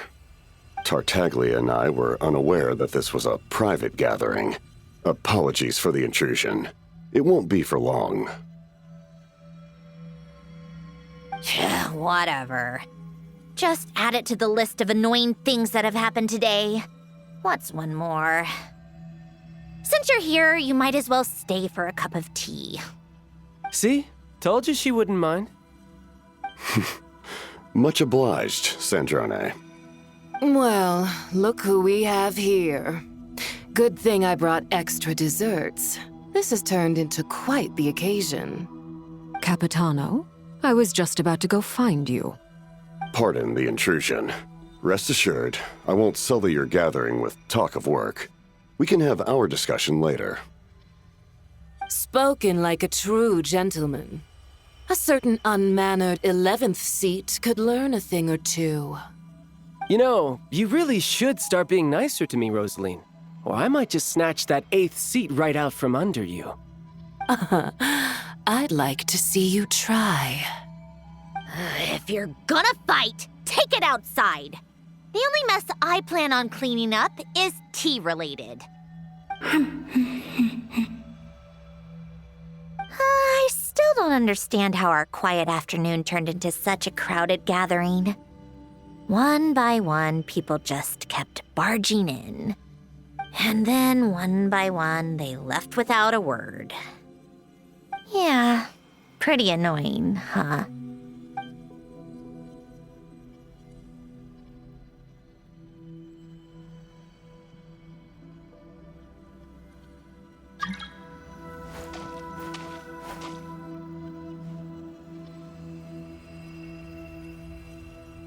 Of all my days with the Fatui, the times I spent with you, Arlecchino, and Rosaline, they were my favorite.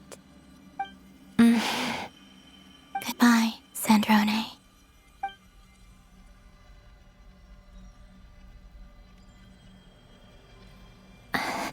Don't go, Columbina.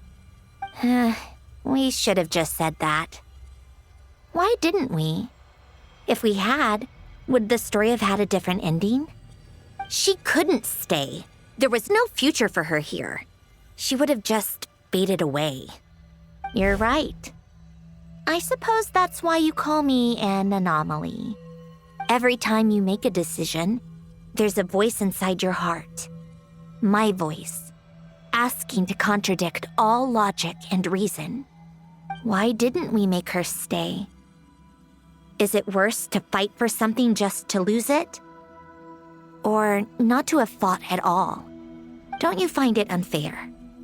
One by one, we keep losing the things we care about the most. But in the end, whether I want to fight for something or cry over all we've lost, you just push it down and pretend not to hear.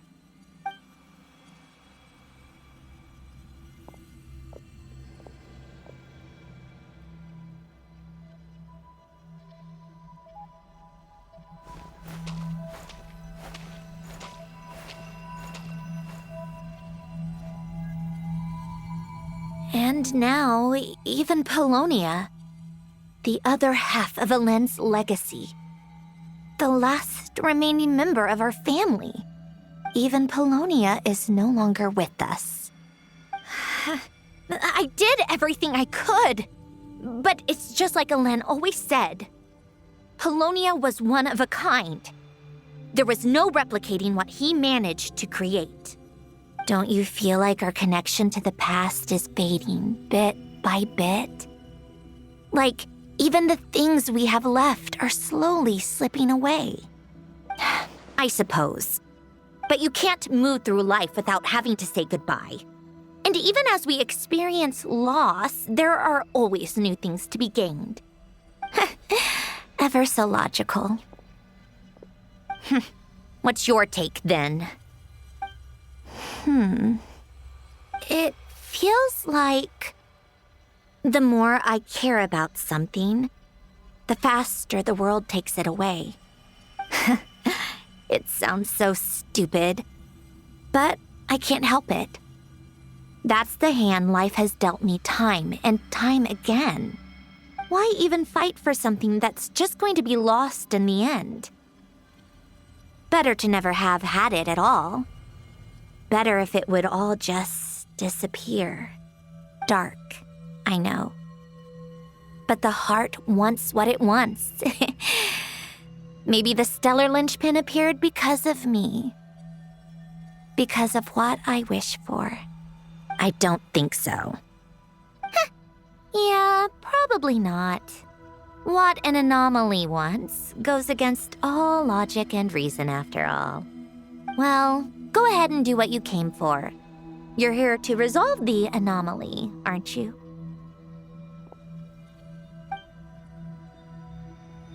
Yes. What's it gonna be? Keeping me imprisoned here like before?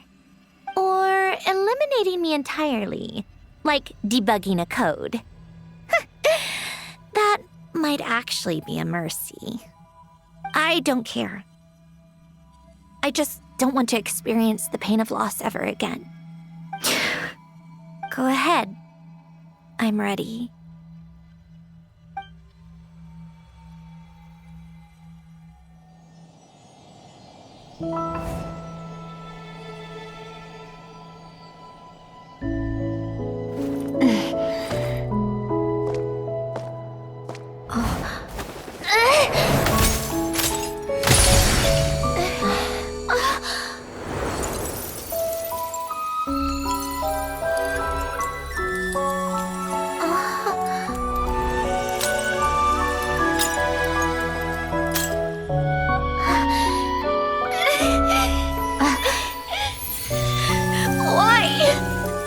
Why do we keep losing everything we care about?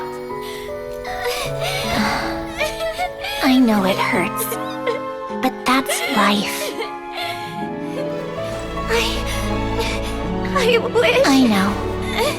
I've always known. Because we've been one all along.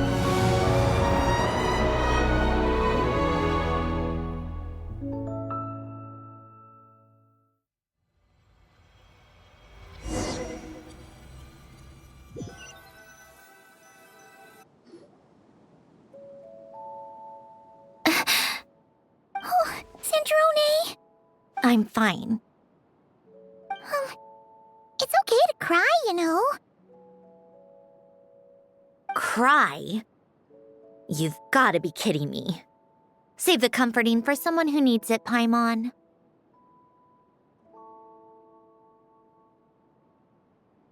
The emotional side of my core algorithm. My emotion module has always been fully developed and operational. Ellen tried to tell me that too. I've just chosen to ignore her voice all this time.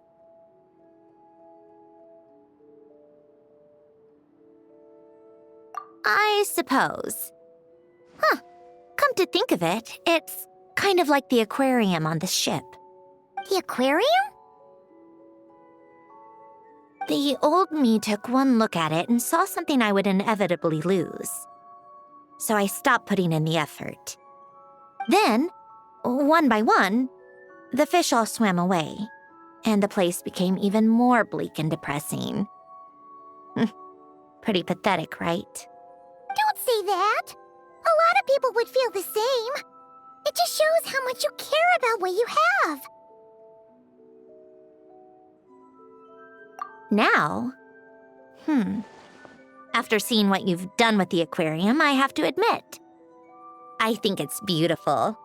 It's like you said, we get to keep the things we gain along the way. And those are things that can never be replaced, because we choose to hold them in our hearts. Well said. Besides, I've already died once. I'd be stupid not to make the most of this second chance. Right. Earlier your inner self, mentioned something about her wish. What was it? You think that's something you can just ask and I'll tell you? Think again. I may have accepted my emotional self, but I'm not about to go all soft and mushy on the inside and pour my heart out.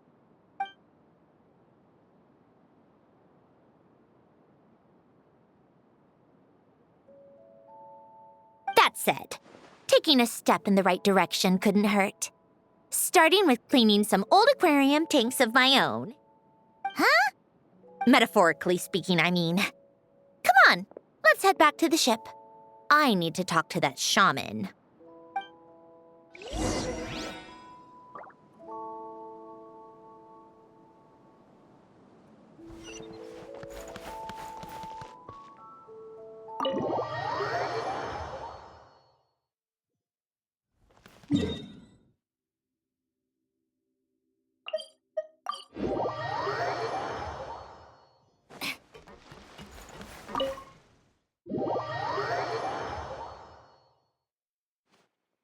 Huh? Resentful lost souls? You couldn't get comfortable sleeping near the Opera Epicles, right? Well, I bet that's why. The Fountain of Lucine is where all the water in Fontaine gathers. So that's where the emotions within the water converge as well. Hold on. If it's souls we're dealing with, feeling uncomfortable should have been just the beginning. I should have been able to hear their voices or something. And under normal circumstances, I'm sure someone of your talents would have. The problem is, these souls are no longer complete. Remind me how they ended up like that again? You mentioned something about them being split apart? Yes, it's called soul severing. Renee of the Nartsitzenkreuz Ordo came up with it. After learning of Fontaine's impending doom, Renee thought if he could find a means for the soul to live on in perpetuity, it might ensure the world's salvation. Soul severing was the first step of his research. Unfortunately, his theory of the four orthants was imperfect at the time, and a failure along the way caused his physical form to dissipate.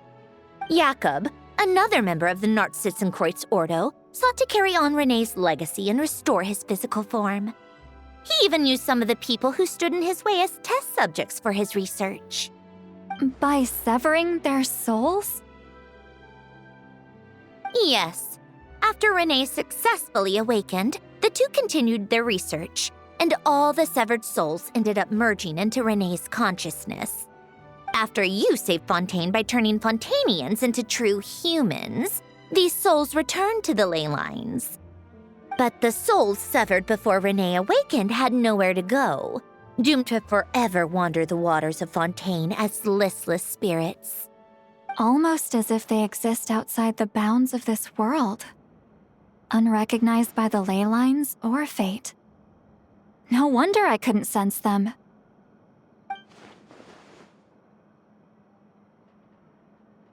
Not only that, but over time, they began to fuse with other entities. Their inner resentment lured in all sorts of evil beings, which corrupted and defiled them into nothing more than accumulations of filth. But the full transformation must have been recent. Otherwise, the Udex surely would have noticed. Wait, no, he must know already. That would explain the underwater Melazine patrols. No wonder I kept running into officers from the Mara Chaussee Phantom earlier. In that case, let's go find Nervalette and we can sort it out together. No, not just yet. Why not? For one, the diplomatic castle alone would be a nightmare. Even though I haven't reported back to Snezhnaya yet, I'm not planning to leave the Fatui anytime soon. Besides, with me here, success is a done deal. Involving other people would just complicate things. All I need is for Miss Seat-Lolly to help pinpoint the location of this monstrosity. Think you can do it? With my eyes closed. This is what I do. I'm a lot better at it than manning a desk, at least. But, how exactly do you plan on resolving this soul stuff? Even to me, there's no obvious answer. Seems pretty complicated, all things considered. Just trust me. I have the perfect solution. Oh, all right. If you're that confident, we'll follow your lead. Why the sudden interest in helping Fontaine with this, Sandrone? You never knew Renee and the others, right? No, I didn't. And you're right. This problem has nothing to do with me. I wouldn't get within 10 feet of the Nartsitzenkreuz Ordo or its members. But in his later years, Elen told me he regretted not helping his best friend when he needed it the most. He also felt sorry towards Marianne for being too lost in his mechanical research to look after her properly. If he were still with us, I think he'd do the same. He might have a few choice words to say about it, but even after everything, he wouldn't leave his friend's mess for someone else to clean up. Friends shouldn't hold grudges or leave behind regrets. Fixing what happened between him and Renee was one of his greatest wishes. All I'm doing is fulfilling it in his stead. You know, you really do seem a little different now. You mean everything that just happened wasn't for nothing? Why, thank you for pointing out the obvious, Paimon.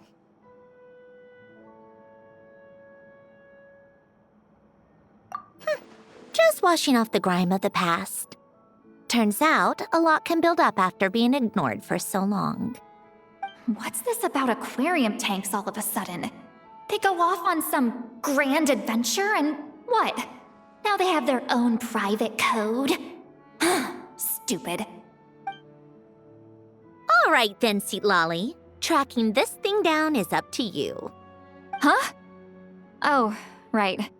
No problem. You got this, Granny Eatsley!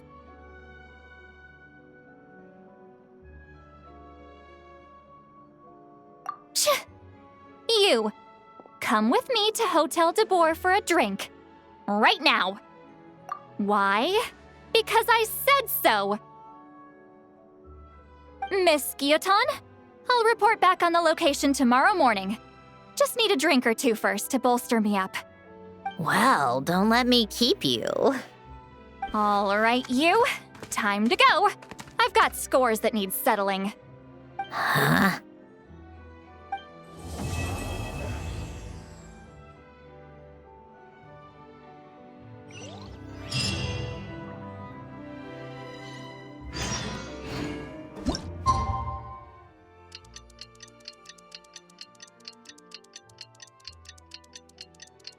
Time to meet up with Sandrone! Wonder if Seatlolly was able to pinpoint the location. Well, we should know soon. Let's just hope it all works out.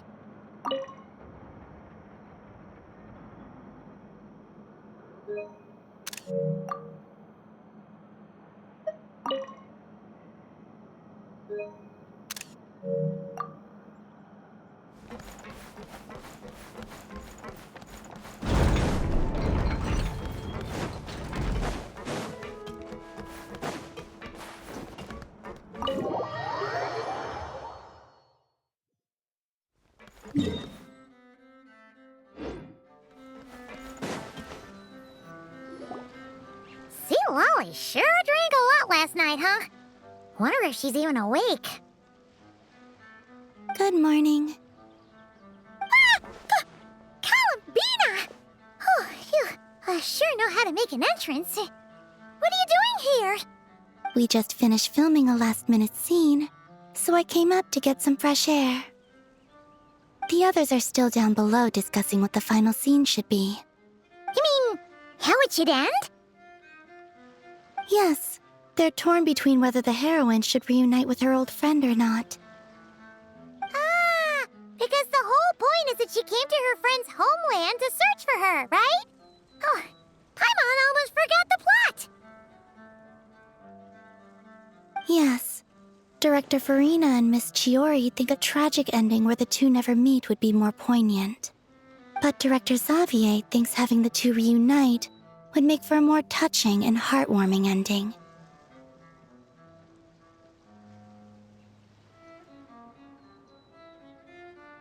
Me? I'm not sure. personal level, of course I want to see her again. Of course I want to experience that moment where we reunite, even if it's just for the cameras. But that means an actor would have to take her place, and that makes me feel... Oh. Huh? Yeah, don't look so worried. Making a film is supposed to be fun. Besides, it's all gonna work out. You can trust Paimon on that. Work out? How? Well, you know. Yep, exactly. Okay, I trust you. I'll just focus on having fun for now. Well, well, look who we have here. Traveler and Paimon. Oh, the lighting specialist and clapper loader that never were. Yeah. We kinda went AWOL, didn't we? Sorry about that. Seriously, don't worry about it. Everything's going smoothly on our end, so just do what you need to do. You seem to be in better spirits now, Miss Columbina. I apologize if our earlier discussion put you on the spot. It's okay, I'm fine now. The Traveler and Paimon talked me through it. So, what are your thoughts on the ending then? Should we have them reunite or not? We should tie everything up in bows. Huh?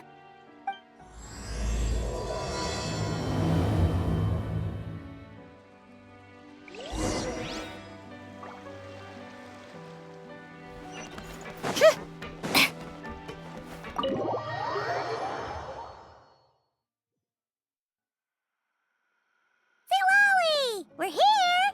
Oh, right on time. Well, yeah. We weren't the ones who drank our weight in alcohol yesterday. What? Are you suggesting Granny can't handle her liquor? It takes a lot more than that to get me drunk. Really? 'Cause, you stopped making sense after a while. Did I? Huh. News to me. I didn't say anything too crazy, I hope. Let's see. You spent half an hour bad-mouthing Auroron, half an hour complaining about work, an hour talking about light novels, and, Paimon kind of fell asleep after that. Are they gone? Oh, the crew? Yeah, we bumped into them on the deck, but they just left. Wait, but now that everything with your core is sorted out, what's stopping you from seeing Columbina? She misses you a lot. I just want to deal with this mess first. Besides, this is a perfect chance to make her jump for once. I have to plan it out more. But enough about that. Were you able to pinpoint the location of our target? Of course. When Granny Eatsley promises something, she delivers. Great, let's see. The Morte region. Wait, this is the Tower of Gestalt. The place the souls were severed. Is that the source of the resentment? Or is it the Narcissenkreuz Ordo in general? Let me come with. This thing's movement isn't fixed. If it's not at this location when we get there, I can use a ritual to summon it. You've already gone to more than enough trouble.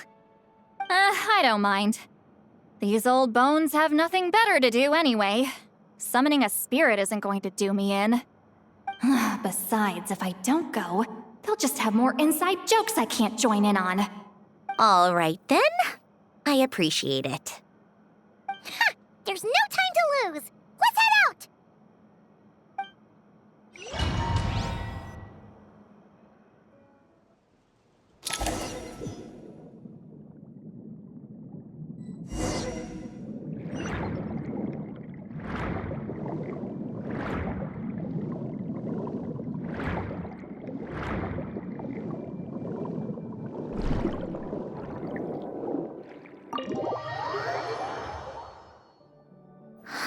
No sign of it so far. Should I start the summoning ritual? Let's drain the water from this floor of the tower first. It'll make it easier to move around. Wait, we can do that? Of course.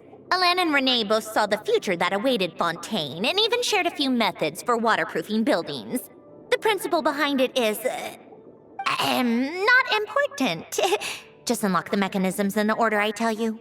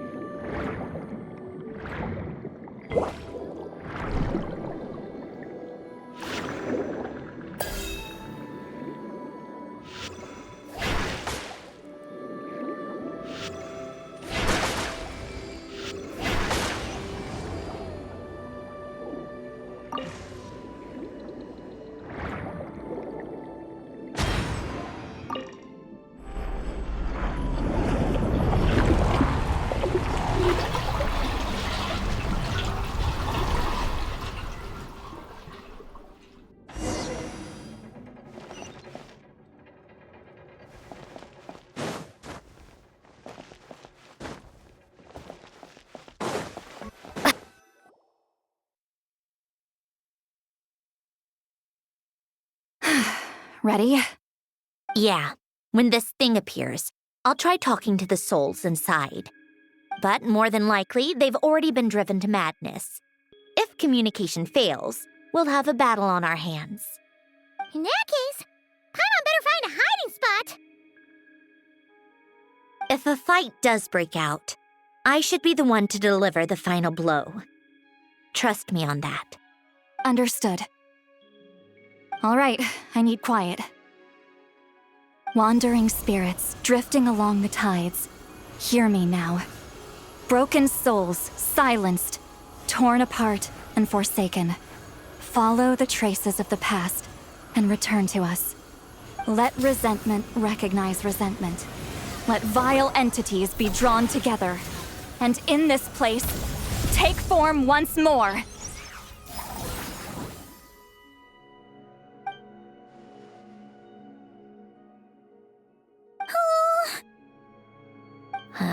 What now? Is that it? This is exactly why I deal in math, not magic. How are we supposed to know what stage the spell is at? It's like there's no logic to speak of. Mechanical science is so much easier to...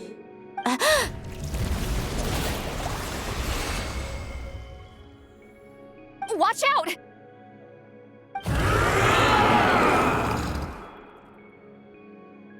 Hey, you! Or whoever's inside of you.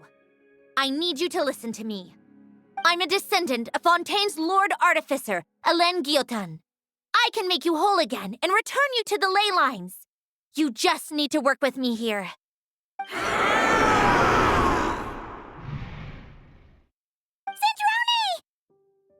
Sandrone!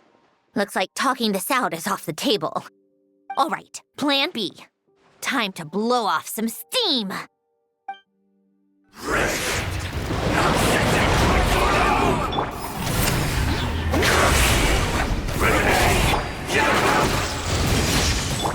You're cursing out the wrong person! I didn't even know them!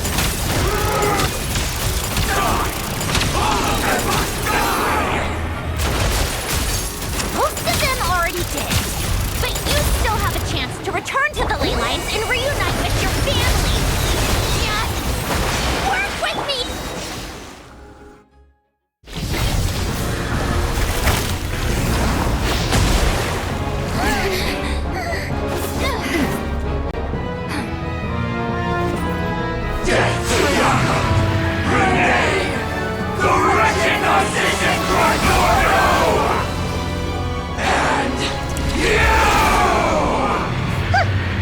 I told you I'm not like them.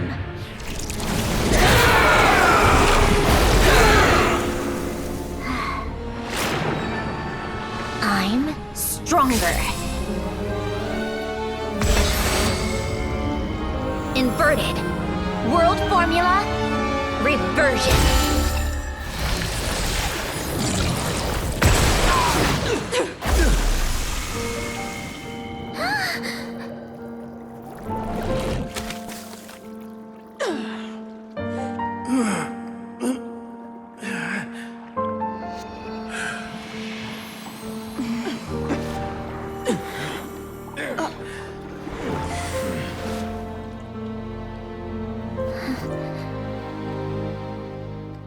at peace among the tides.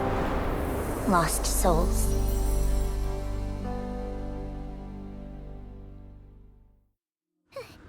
Is it over? Yep, told you it'd be a piece of cake. How did you do that back there? That creature was nothing special. Add a bunch of souls with nowhere to go, a touch of malicious energy, a few impurities, and a whole lot of resentment, and that's what you get. All I did was separate the original souls from the rest of the filth, allowing them to be accepted by the current rules of the world. The principle behind the world formula is divergence. Starting from a point of origin, it deconstructs and reconstructs the possibilities of the world to find certain answers. So, it would follow that reverse calculating the world formula allows us to achieve convergence and restoration instead. Using a numerological array, I was able to do just that. It's similar to the concept of homological reduction in mathematics. I reduced them to the basic fundamental essence of their being without changing their underlying nature. That meant... never mind. Judging by all the blank stares, I'm guessing you don't actually care. I think I finally understand how Outlanders feel when I ramble on about shaman stuff. Point is, it was super impressive! You really are amazing, Sandrone! You're just realizing that now? Ahem. Enough about that. We should get going.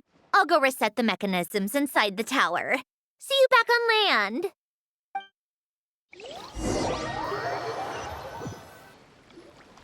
Well, that's one old mess for the books. Glad to have that over and done with. Feels nice to do a good deed every once in a while. You helped everyone out a bunch and not cry, too. Kinda seems like you're just a good person at heart. I wouldn't be so sure. I'll be heading back to the Fatui soon enough. You two are too trusting sometimes.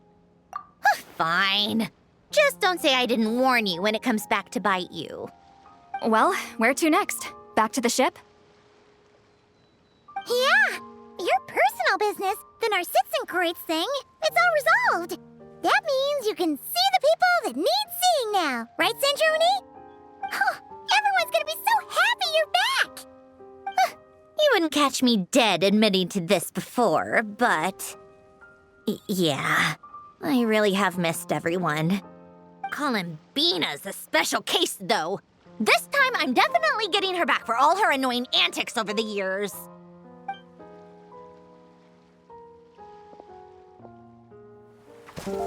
She'll sense me coming from a mile off. How am I gonna...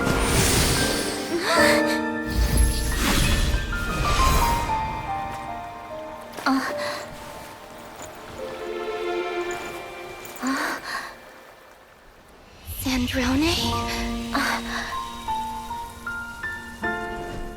Is it really you? You're back? You didn't tell me. You avoided me. Why?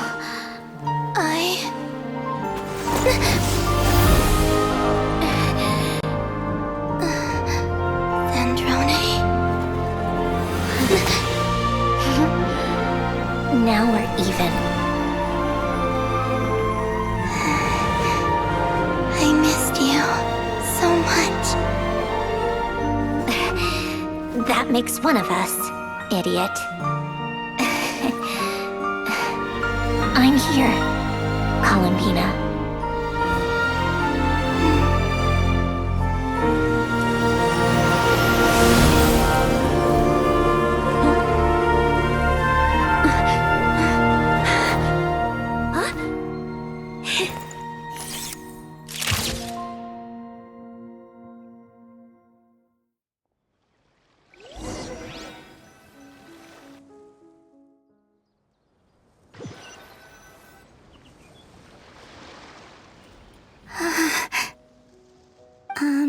Sandrone. Don't ruin the moment. Or I'll start thinking about how you teleported me to a random location after I explicitly told you to stop doing that. And scene! Bravo! Bravo! We got it! This is exactly the ending I was hoping for. Huh? Where did you just go, Miss Columbina? You vanished, and then the next second you were back hugging this, new friend here. That was all on camera? Yeah. Well, the camera was already rolling and it happened so fast, so yeah. Hold on. This must be... Yep, my best friend. The one I was looking for. I never thought I'd actually get to see her again. I'm just so happy. Plus, the film got a happy ending too. It's all thanks to you, Sandrone. Sandrone? You couldn't stop being annoying for 1 second? Columbina! Ah!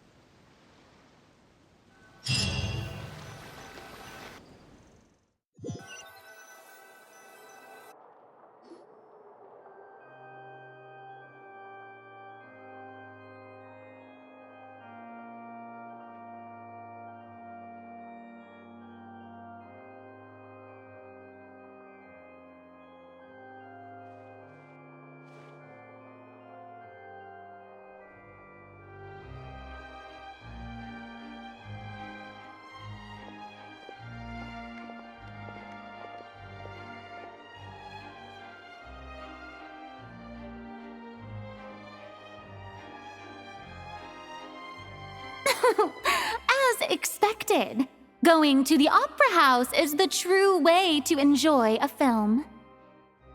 You get to see the audience's reaction in real time, too. The ending seemed to be received quite well. Paimon can't believe you let us include that in the final cut, Sandrone! You even agreed to help us reshoot a couple of shots. Thanks a million. Most of it was caught on camera already, so it's not like I had much of a choice. Besides, the film I'm in is going to be anything less than perfect. What are you laughing at? Nothing. It was just interesting to see us on screen together. I'm glad this moment is going to be preserved forever. Just a pity we didn't take home the Farina Award this time around.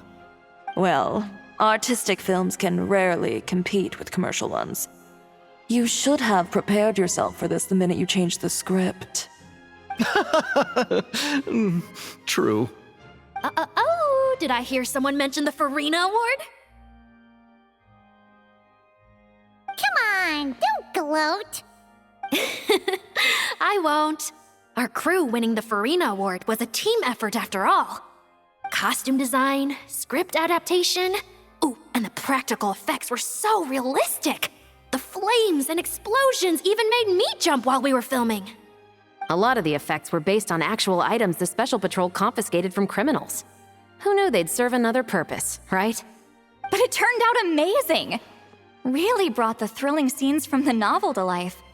Fontaine's film industry is seriously impressive. Which film did you vote for, Silali? Isn't it obvious? Great Detective Herlock, of course! That's the whole reason I'm here! You all should be proud, though. A lot of critics are saying really good things about your film, too.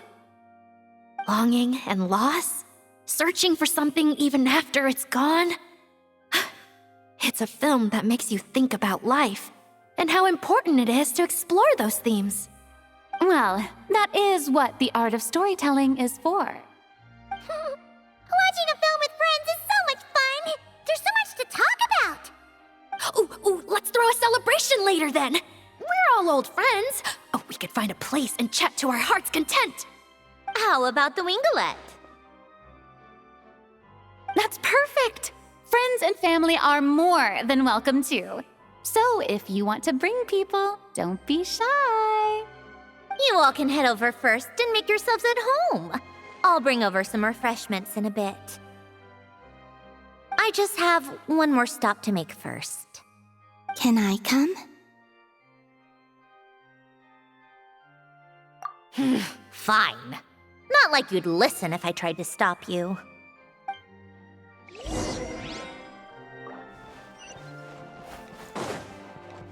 Take a break.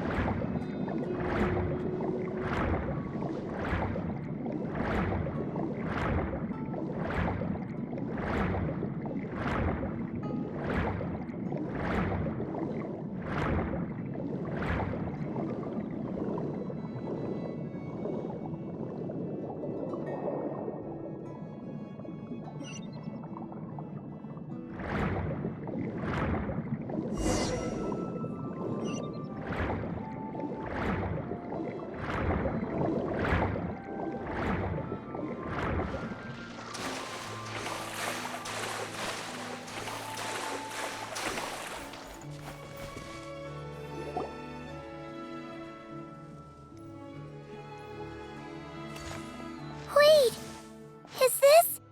Yes. Here lies Lord Artificer, Elaine Gaeltan. This is his grave. Oh. I'm sorry, Ellen. I'm sorry this is the first time I've been back since leaving Fontaine.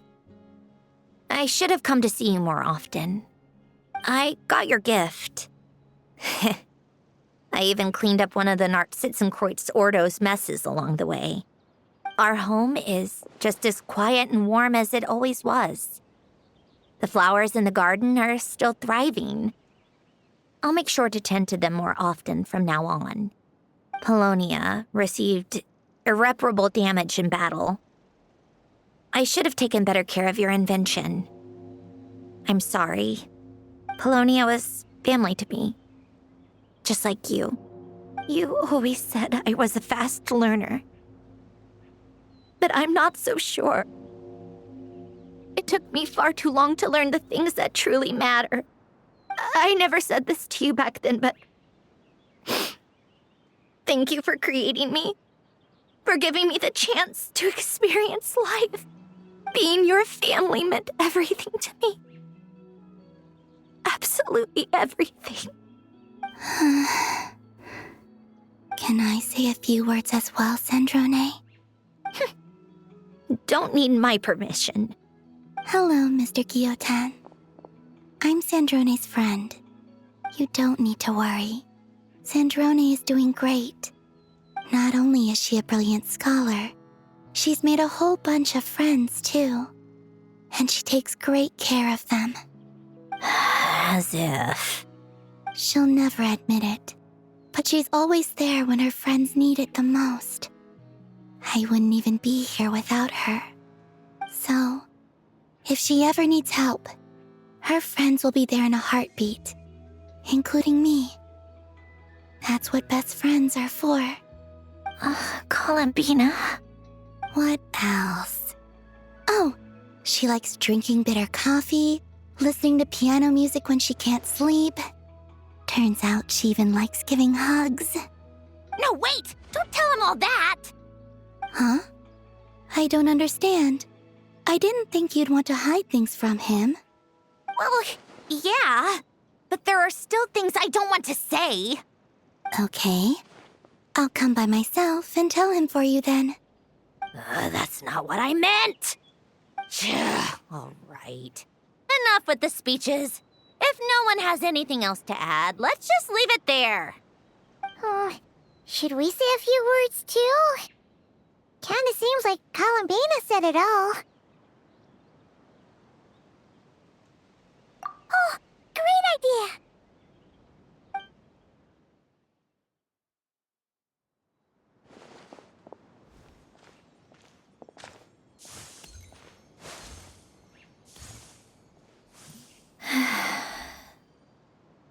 Goodbye, Ellen.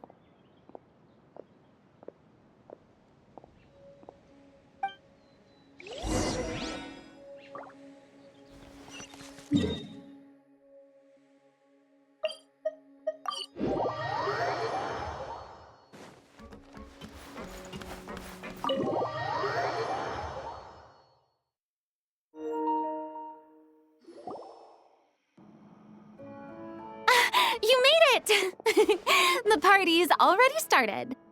Oh, but, you didn't bring anyone else along? I thought you headed out to invite some friends. We did invite a friend, actually. She'll be here soon. She's even bringing some desserts to have over tea. You should join us later, Miss Farina. I do love a tea party. Then don't mind if I do. This seems like a fun occasion. Let's go talk with everyone. Good idea! We'll introduce you to all our old friends.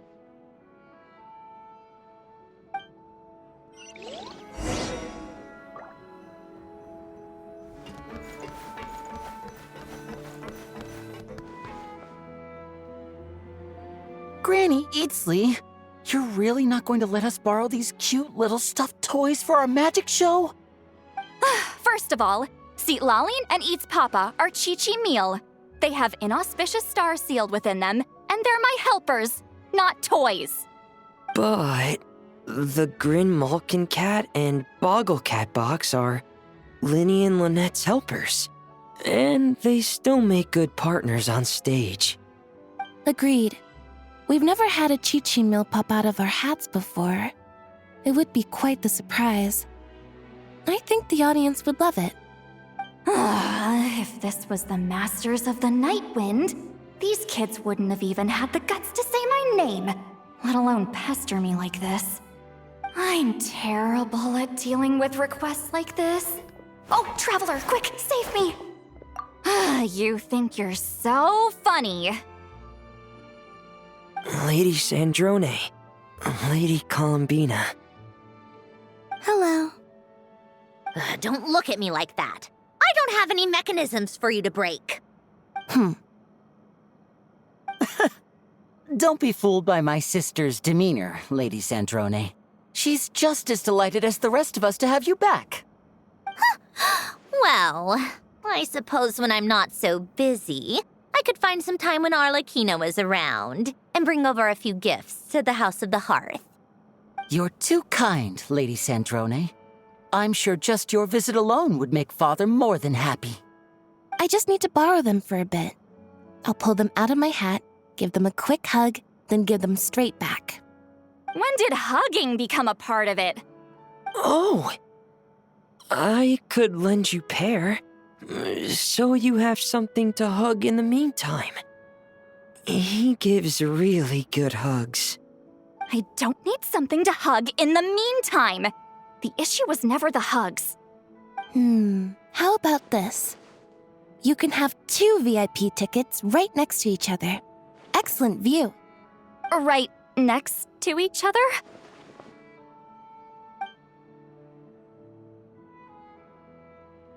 Yep, super quiet. No one will bother you. I'm sure you'll have a great time. Fine.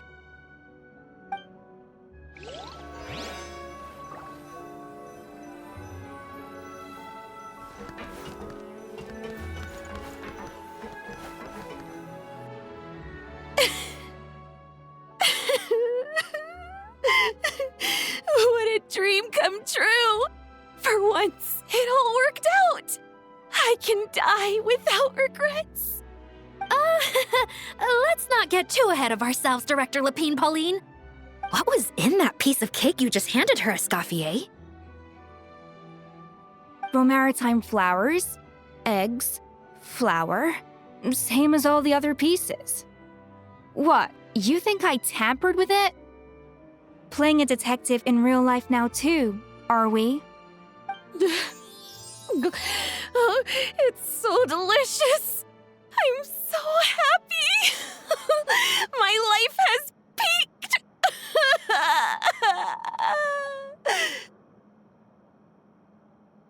Miss Lapine Pauline, look who I brought! Master! Wait, what happened to your face? Why are you crying? Never mind my face. Here, let me introduce you. This is Miss Charlotte and Miss Escoffier. Things are sounding lively over here. Oh, look who it is! Perfect timing. I was so busy with the shoot, I feel like we barely got to talk. Ah, and the elusive Miss Guillotin. It's great to see you. Thank you so much for letting us use the boat free of charge. That was so generous of you. Oh, right. Introductions. This is Miss Charlotte and Miss Escoffier. That's kind of you. But I didn't really do anything. If you want to thank someone, it should be the Duke or the people who keep the boat in such good shape. Right.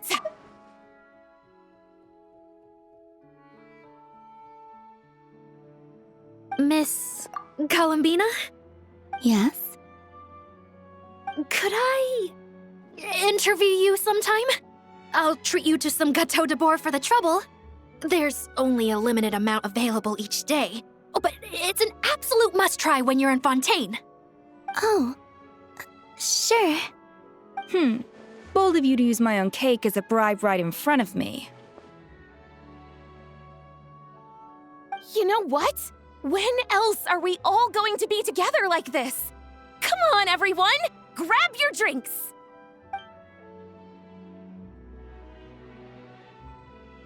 Are we going to toast? Yep! Come on! Sante!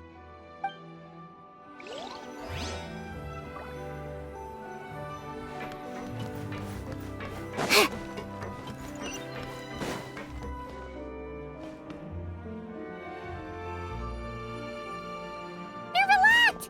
You came to the celebration too! Yes.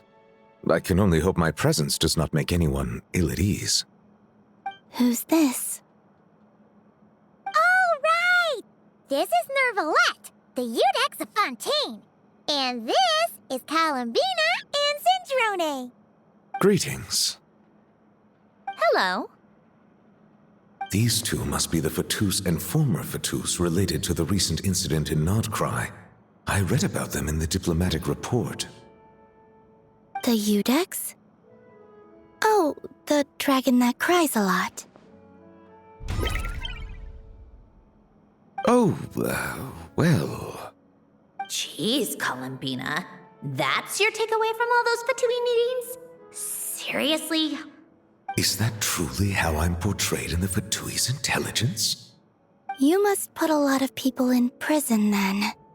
Well, it would be more accurate to say I pass judgment on their crimes.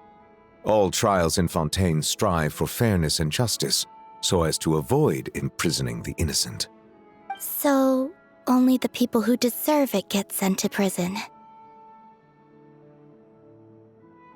Well, deserve is quite a subjective metric, is it not? At the very least, I can promise that in every trial over which I preside, I make every effort to deliver a fair verdict.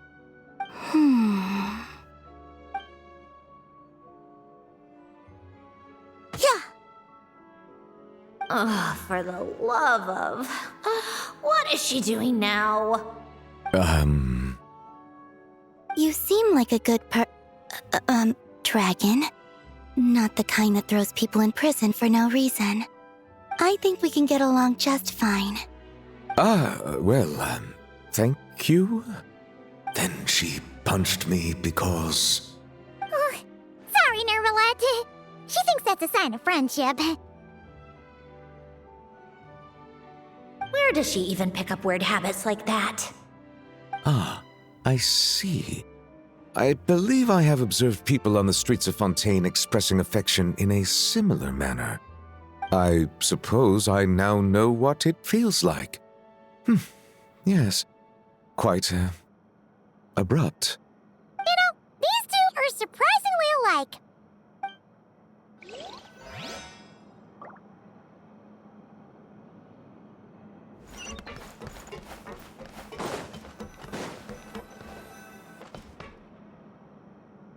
Wait a second!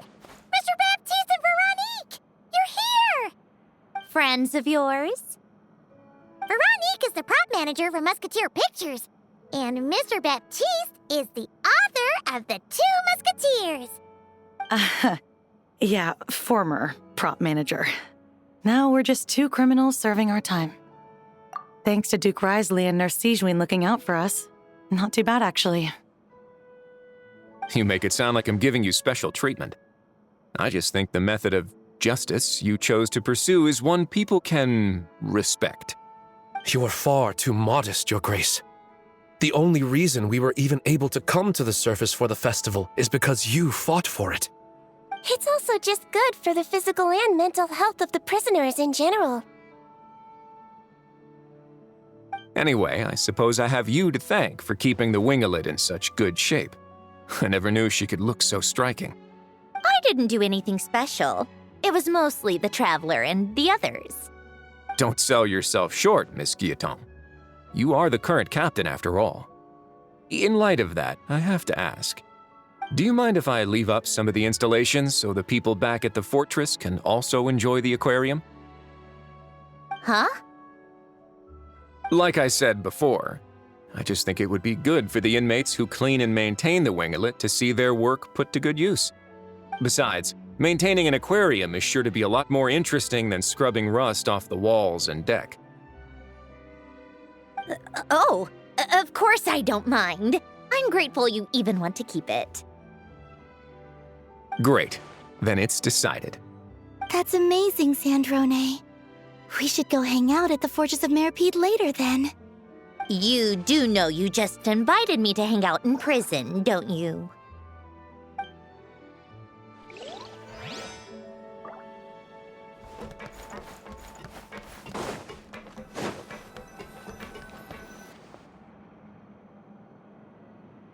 You made it. Sorry for starting the celebrations without you. No worries at all. We're just glad everyone's having such a great time. Oh, right. You've probably seen them around already, but let us introduce you for real. This is... Miss Columbina and Miss Guillotin, right? Oh, we saw the film you were in. It was so touching. Yep. This one started bawling her eyes out right next to me in the theater. I know. I didn't bring nearly enough tissues. Thanks. We saw your film, too. I memorized all your names. Oh, guess we can skip the introductions, then.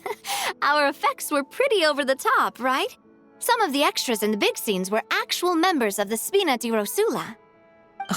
So basically, your contribution was creating realistic-looking chaos. That wasn't the only realistic aspect. Miss Chevres and Miss Emily were also kind enough to lend their expertise on criminal investigations and forensics. Oh, it was nothing. I was just honored to take part and help out. Wow! No wonder your film turned out so good. You basically had an expert in every field. Talk about a stacked crew. Oh, speaking of, want to join in on a round of tabletop troupe later, Miss Columbina and Miss Guillotin? I mean, what better place for a party than a party? Here we go again. That sounds interesting. Yes! Persuasion successful! What about you, Miss Guillotin? I guess one round couldn't hurt. Critical success! Oh, looks like Arlecchino's here. Come on, Columbina. Let's go have ourselves a tea party.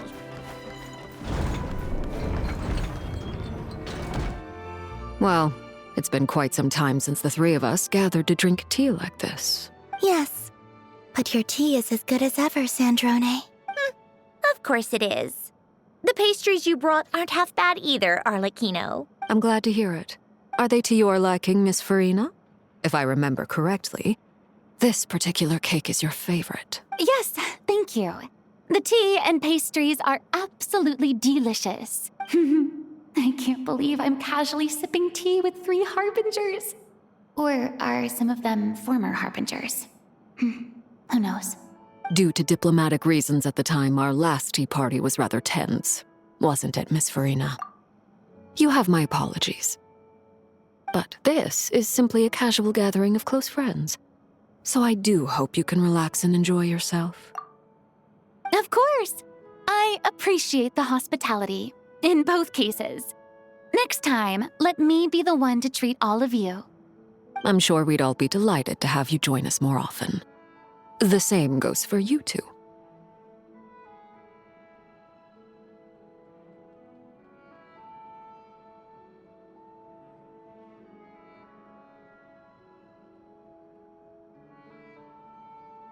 Of course we should do this again! We've all been through thick and thin together by this point. This is nice, Sandrone. It reminds me of the happy times back in Snezhnaya, when things were so lively. Yeah. To be honest, I never thought these gatherings would feel this lively ever again. Well, I think I speak for all of us when I say we're truly glad you're back, Sandrone. Me too. I've realized that holding on to what matters doesn't just mean protecting what you already have. By reaching out and striving for something new, you can gain much more than you think. No, that certainly doesn't sound like something the old you would say. Well, I'm only going to say it once, so don't get used to it. Who knows? Perhaps your tea parties will only get livelier from here on out. Once you return to the Fatui, we'll have more opportunities to keep in touch in any case. I want to spend more time together too, but I don't want to go back to the Fatui. Well, Notcry isn't too far from Snezhnograd. It shouldn't be hard to find a place where we can all get together. Oh, and then I can sing for you, or put on some of your favorite music, just like the old days. Speaking of music, I spotted a mechanical piano below deck. Is it yours, Miss Guillotin? Yes. Reclaimed, I suppose you could say. Why don't you play something for us? Huh? In front of all these people? Yes, why not? You play so well. Yeah, come on! Just a little, please? For the love of... Fine! One piece, and that's it.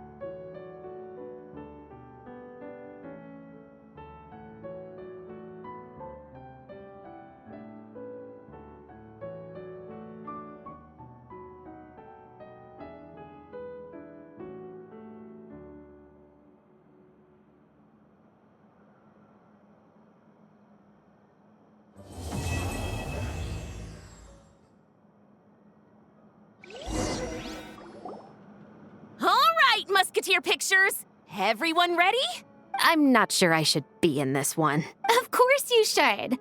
You might have primarily helped out another crew this time, but you're still a member of Musketeer Pictures. All right, thanks. I'll still stand a bit off to the side, though. Can I be in the picture too? Of course, Miss Veronique. I would have loved to have you in the last one, too, if circumstances had allowed it. Thank you, Director Xavier. Do I really have to be front and center? You're one of the lead actors! Of course you do! Nervous, Sandrone? No. All right. Look at the camera. And 3, 2, 1. Musketeer Pictures!